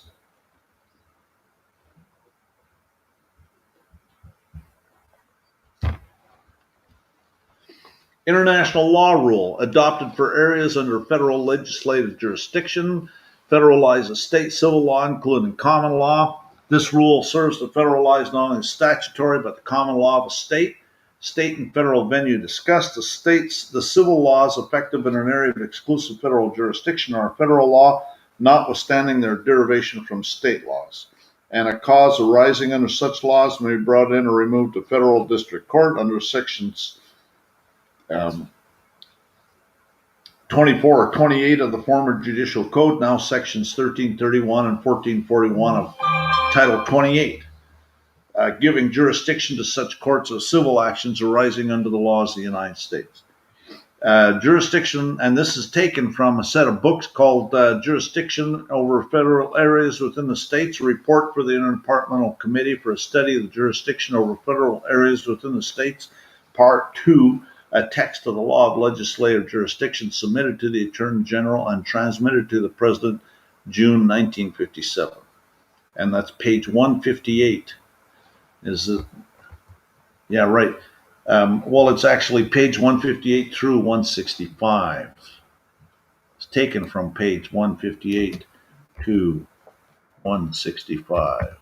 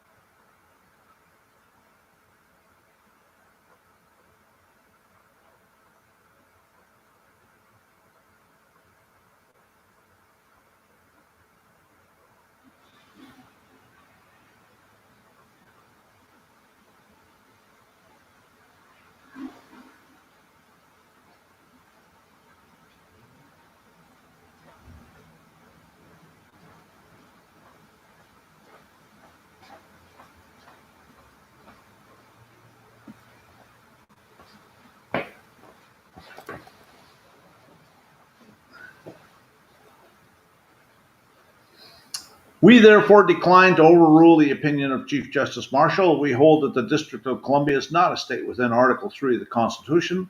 In other words, cases between citizens of the district and those of the states are not included in the catalog of controversies over which the Congress can give jurisdiction to the federal courts by virtue of Article 3.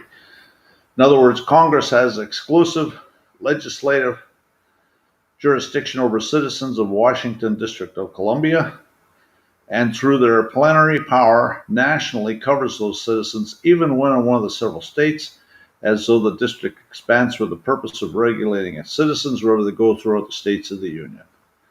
And that's taken from National Mutual Insurance Company, the District of Columbia versus Tidewater Transfer Company, 1948, U.S. Supreme Court.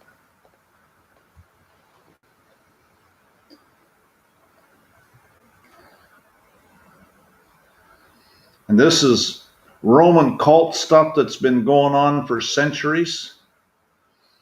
This is the Vatican's Holocaust, a sensational account of the most horrifying religious massacre of the 20th century by Admiral Manhattan, Knight of Malta. Admiral Manhattan is the world's foremost authority. He lived 1914 to 1990, and he was the world's foremost authority on Roman Catholicism and politics, a resident of London during World War II. Operated a radio station called Radio Freedom, broadcasting to occupied Europe. He was the author of over 20 books, including the bestseller, The Vatican and World Politics, twice Book of the Month, going through 57 editions. He was a Great Britain who risked his life daily to expose some of the darkest secrets of the papacy. His books were #1 on the Forbidden Index for the past 50 years. Editor's note, this issue from 1986. In 2006, the record is now 70 years on the Forbidden Book list. Excuse me. Preface to the American edition. The Vatican Holocaust is not a misnomer, an accusation, and even less a speculation. It is an historical fact. Rabid nationalism and religious dogmatism were his two main ingredients during the existence of Croatia as an independent Catholic state. Over 700,000 men, women, and children perished. Many were executed, tortured, died of starvation, buried alive, or were burned to death. Hundreds were forced to become Catholic. Catholic padres ran concentration camps. Catholic priests were officers of the military corps, which committed such atrocities. 700,000 in a total population of a few million proportionally would be as if 1/3 of the U.S. population had been exterminated by a Catholic militia. What has been gathered in this book will vindicate the veracity of these facts. Dates, names, places, as well as photos are there to prove them. They should become known to the American public, not to foster vindictiveness, but to warn them of the danger which racialism and sectarianism, when allied with religious intolerance, can bring to any contemporary nation, whether in Europe or in the New World. The world should be assessed without prejudice as to a lesson, but even more vital, as a warning for the future of the Americans, beginning with that of the USA. Admiral Manhattan, 1986. It's 4 years before he died. Editor's note. An armed Serbia could have easily prevented the Holocaust. Thank God for the Second Amendment to the Constitution. Notice that Pope says you're not Christian if you're armed, eh? Thank God for the Second Amendment to the Constitution, which guarantees the right to bear arms. Freedom of religion and an armed citizenry go hand in hand, and is the only guarantee that this won't happen to the U.S. Editor's note. It is the Vatican's one world government that doesn't want you to have the right to own arms or to use any means to defend yourself. That's true. Pope says that you're not Christian if you have arms. Mark Passio, former Satanist priest, pillars of Satanism, moral relativism. We decide what's right or wrong today, and tomorrow it'll be something different. Baal priests sit there and play stupid and sell you into slavery. That's these bought and paid for whores masquerading as judges.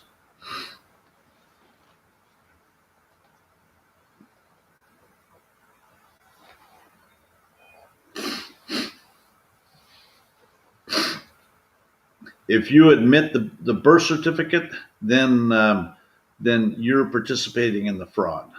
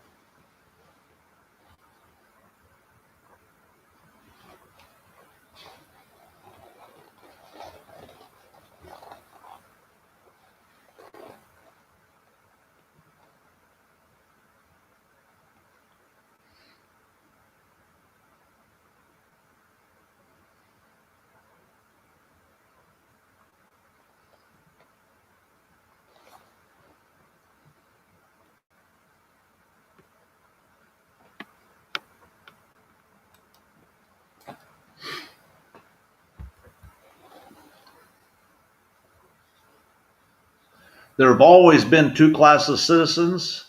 The citizens of each state shall entitled to privileged immunities of citizens in the several states. That's in the U.S. Constitution, Article 4, Section 2, Clause 1. And so, but the stranger that dwelleth among you shall be unto you as one born among you, and thou shalt love him as thyself, for you were strangers in the land of Egypt. Leviticus 19 and 34. That's how they enslave people. Two classes of citizens. Love ye therefore the strangers, ye were strangers in the land of Egypt. Deuteronomy 10:19. Two classes of citizens. That's how they enslave people, is the two classes of citizens. The rights of sovereignty extend to all persons and things not privileged that are within the territory. They extend to all strangers resident therein, not only to those who are naturalized, and to those who are domiciled therein, having taken up their abode with the intention of permanent residence, but also to those whose residence is transitory. All strangers are under the protection of sovereign while they're in the territory, and owe a temporary allegiance in return for that protection. Carlaw versus United States. When you take advantage of a privilege, like using Federal Reserve notes to discharge debt with limited liability, that's a contract. And that's why the taxes. And that's why everything else. If you can defeat that, then all of a sudden things will change. That's why I tell them I prefer gold or silver coin, but as an extremely less desirable alternative, I can accept the fake money, the military script. The privileges and immunities of citizens of the United States do not necessarily include all the rights protected by the first 8 amendments to the federal government to the federal constitution against the powers of the federal government. The only absolute and unqualified right of a United States citizen is to residence within the territorial boundaries of the United States. If you're a U.S. citizen, you're a slave. You don't have any rights. Taxpayers are not state citizens. State citizens are the only ones living under free government whose rights are incapable of impairment by legislation or judicial decision. State citizenship is a vested substantial property right, and the state has no power to divest or impair those rights. The state citizen is immune from any and all government attacks and procedure absent contract. Every man is independent of all laws except those prescribed by nature. He is not bound by institutions formed by his fellow men without his consent. Did you give up your God-given rights for some satanic privileges? The rights of individuals are restricted only to the extent that they've been voluntarily surrendered by citizenship to the agencies of government. The people who are sovereign are not bound by general words and statutes restrictive of prerogative, right, title, or interest unless expressly named. Acts of limitation do not bind the king or the people. The people have been ceded all the rights of the king, the former sovereign.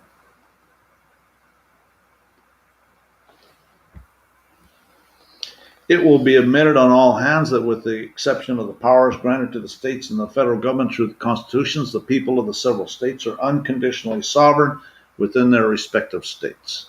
A sovereign is exempt from suit not because of any formal conception or obsolete theory, but on the logical and practical ground that there can be no legal right as against the authority on which the right depends. I need to make that a little bit smaller.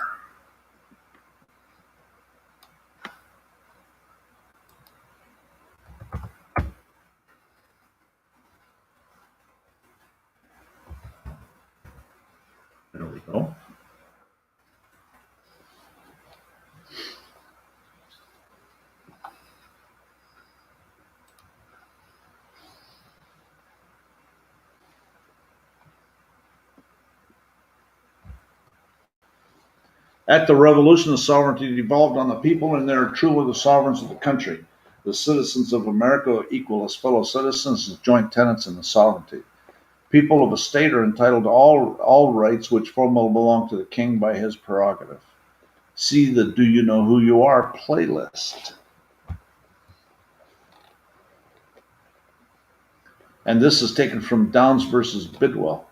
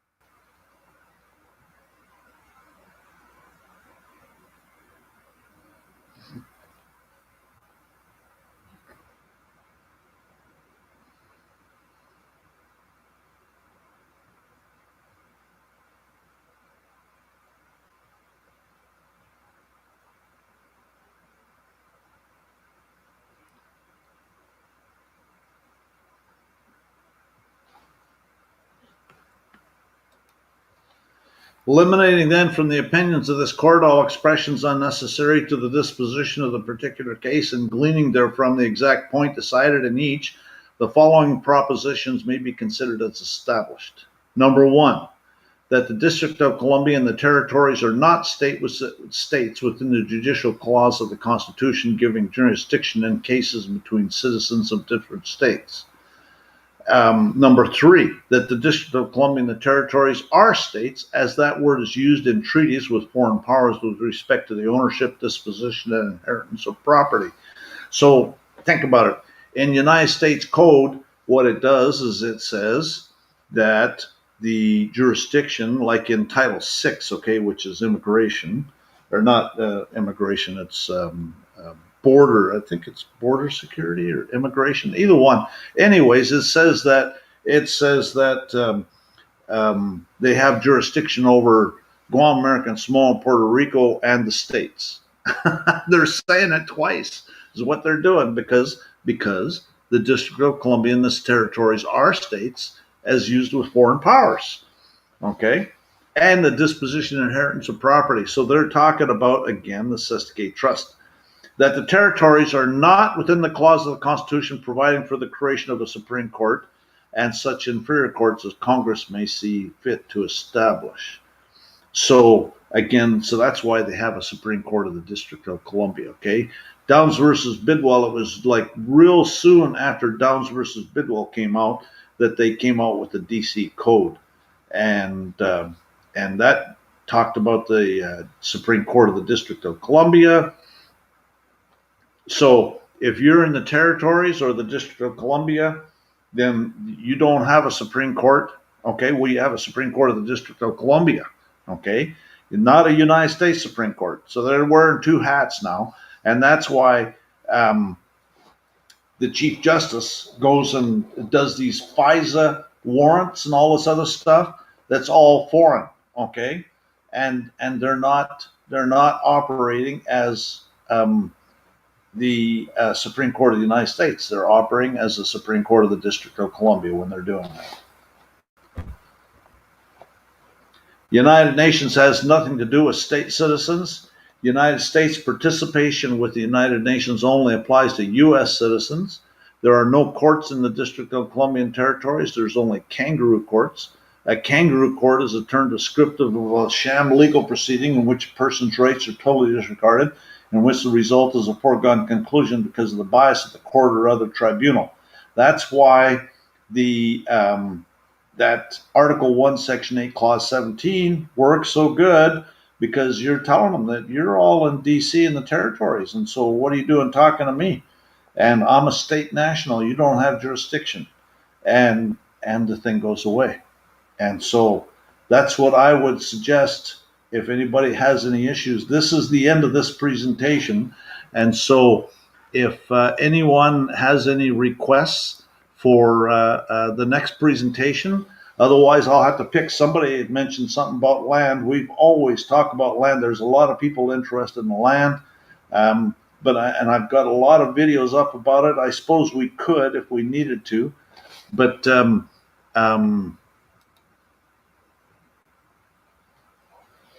we need to have a presentation for this afternoon.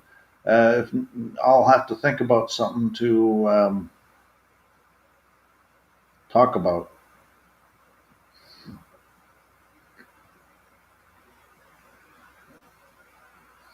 So that's going to be the end of this presentation.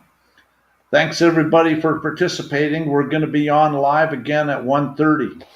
So we'll be back live again at 1:30 for the afternoon session of the Northeast Private Information Share. It's and we'll talk about some basic stuff then too. The advanced stuff is all going to be next weekend. This is a basic training seminar, so we're talking about the basic stuff. Next week we'll be talking about process for land patents. We could talk about that.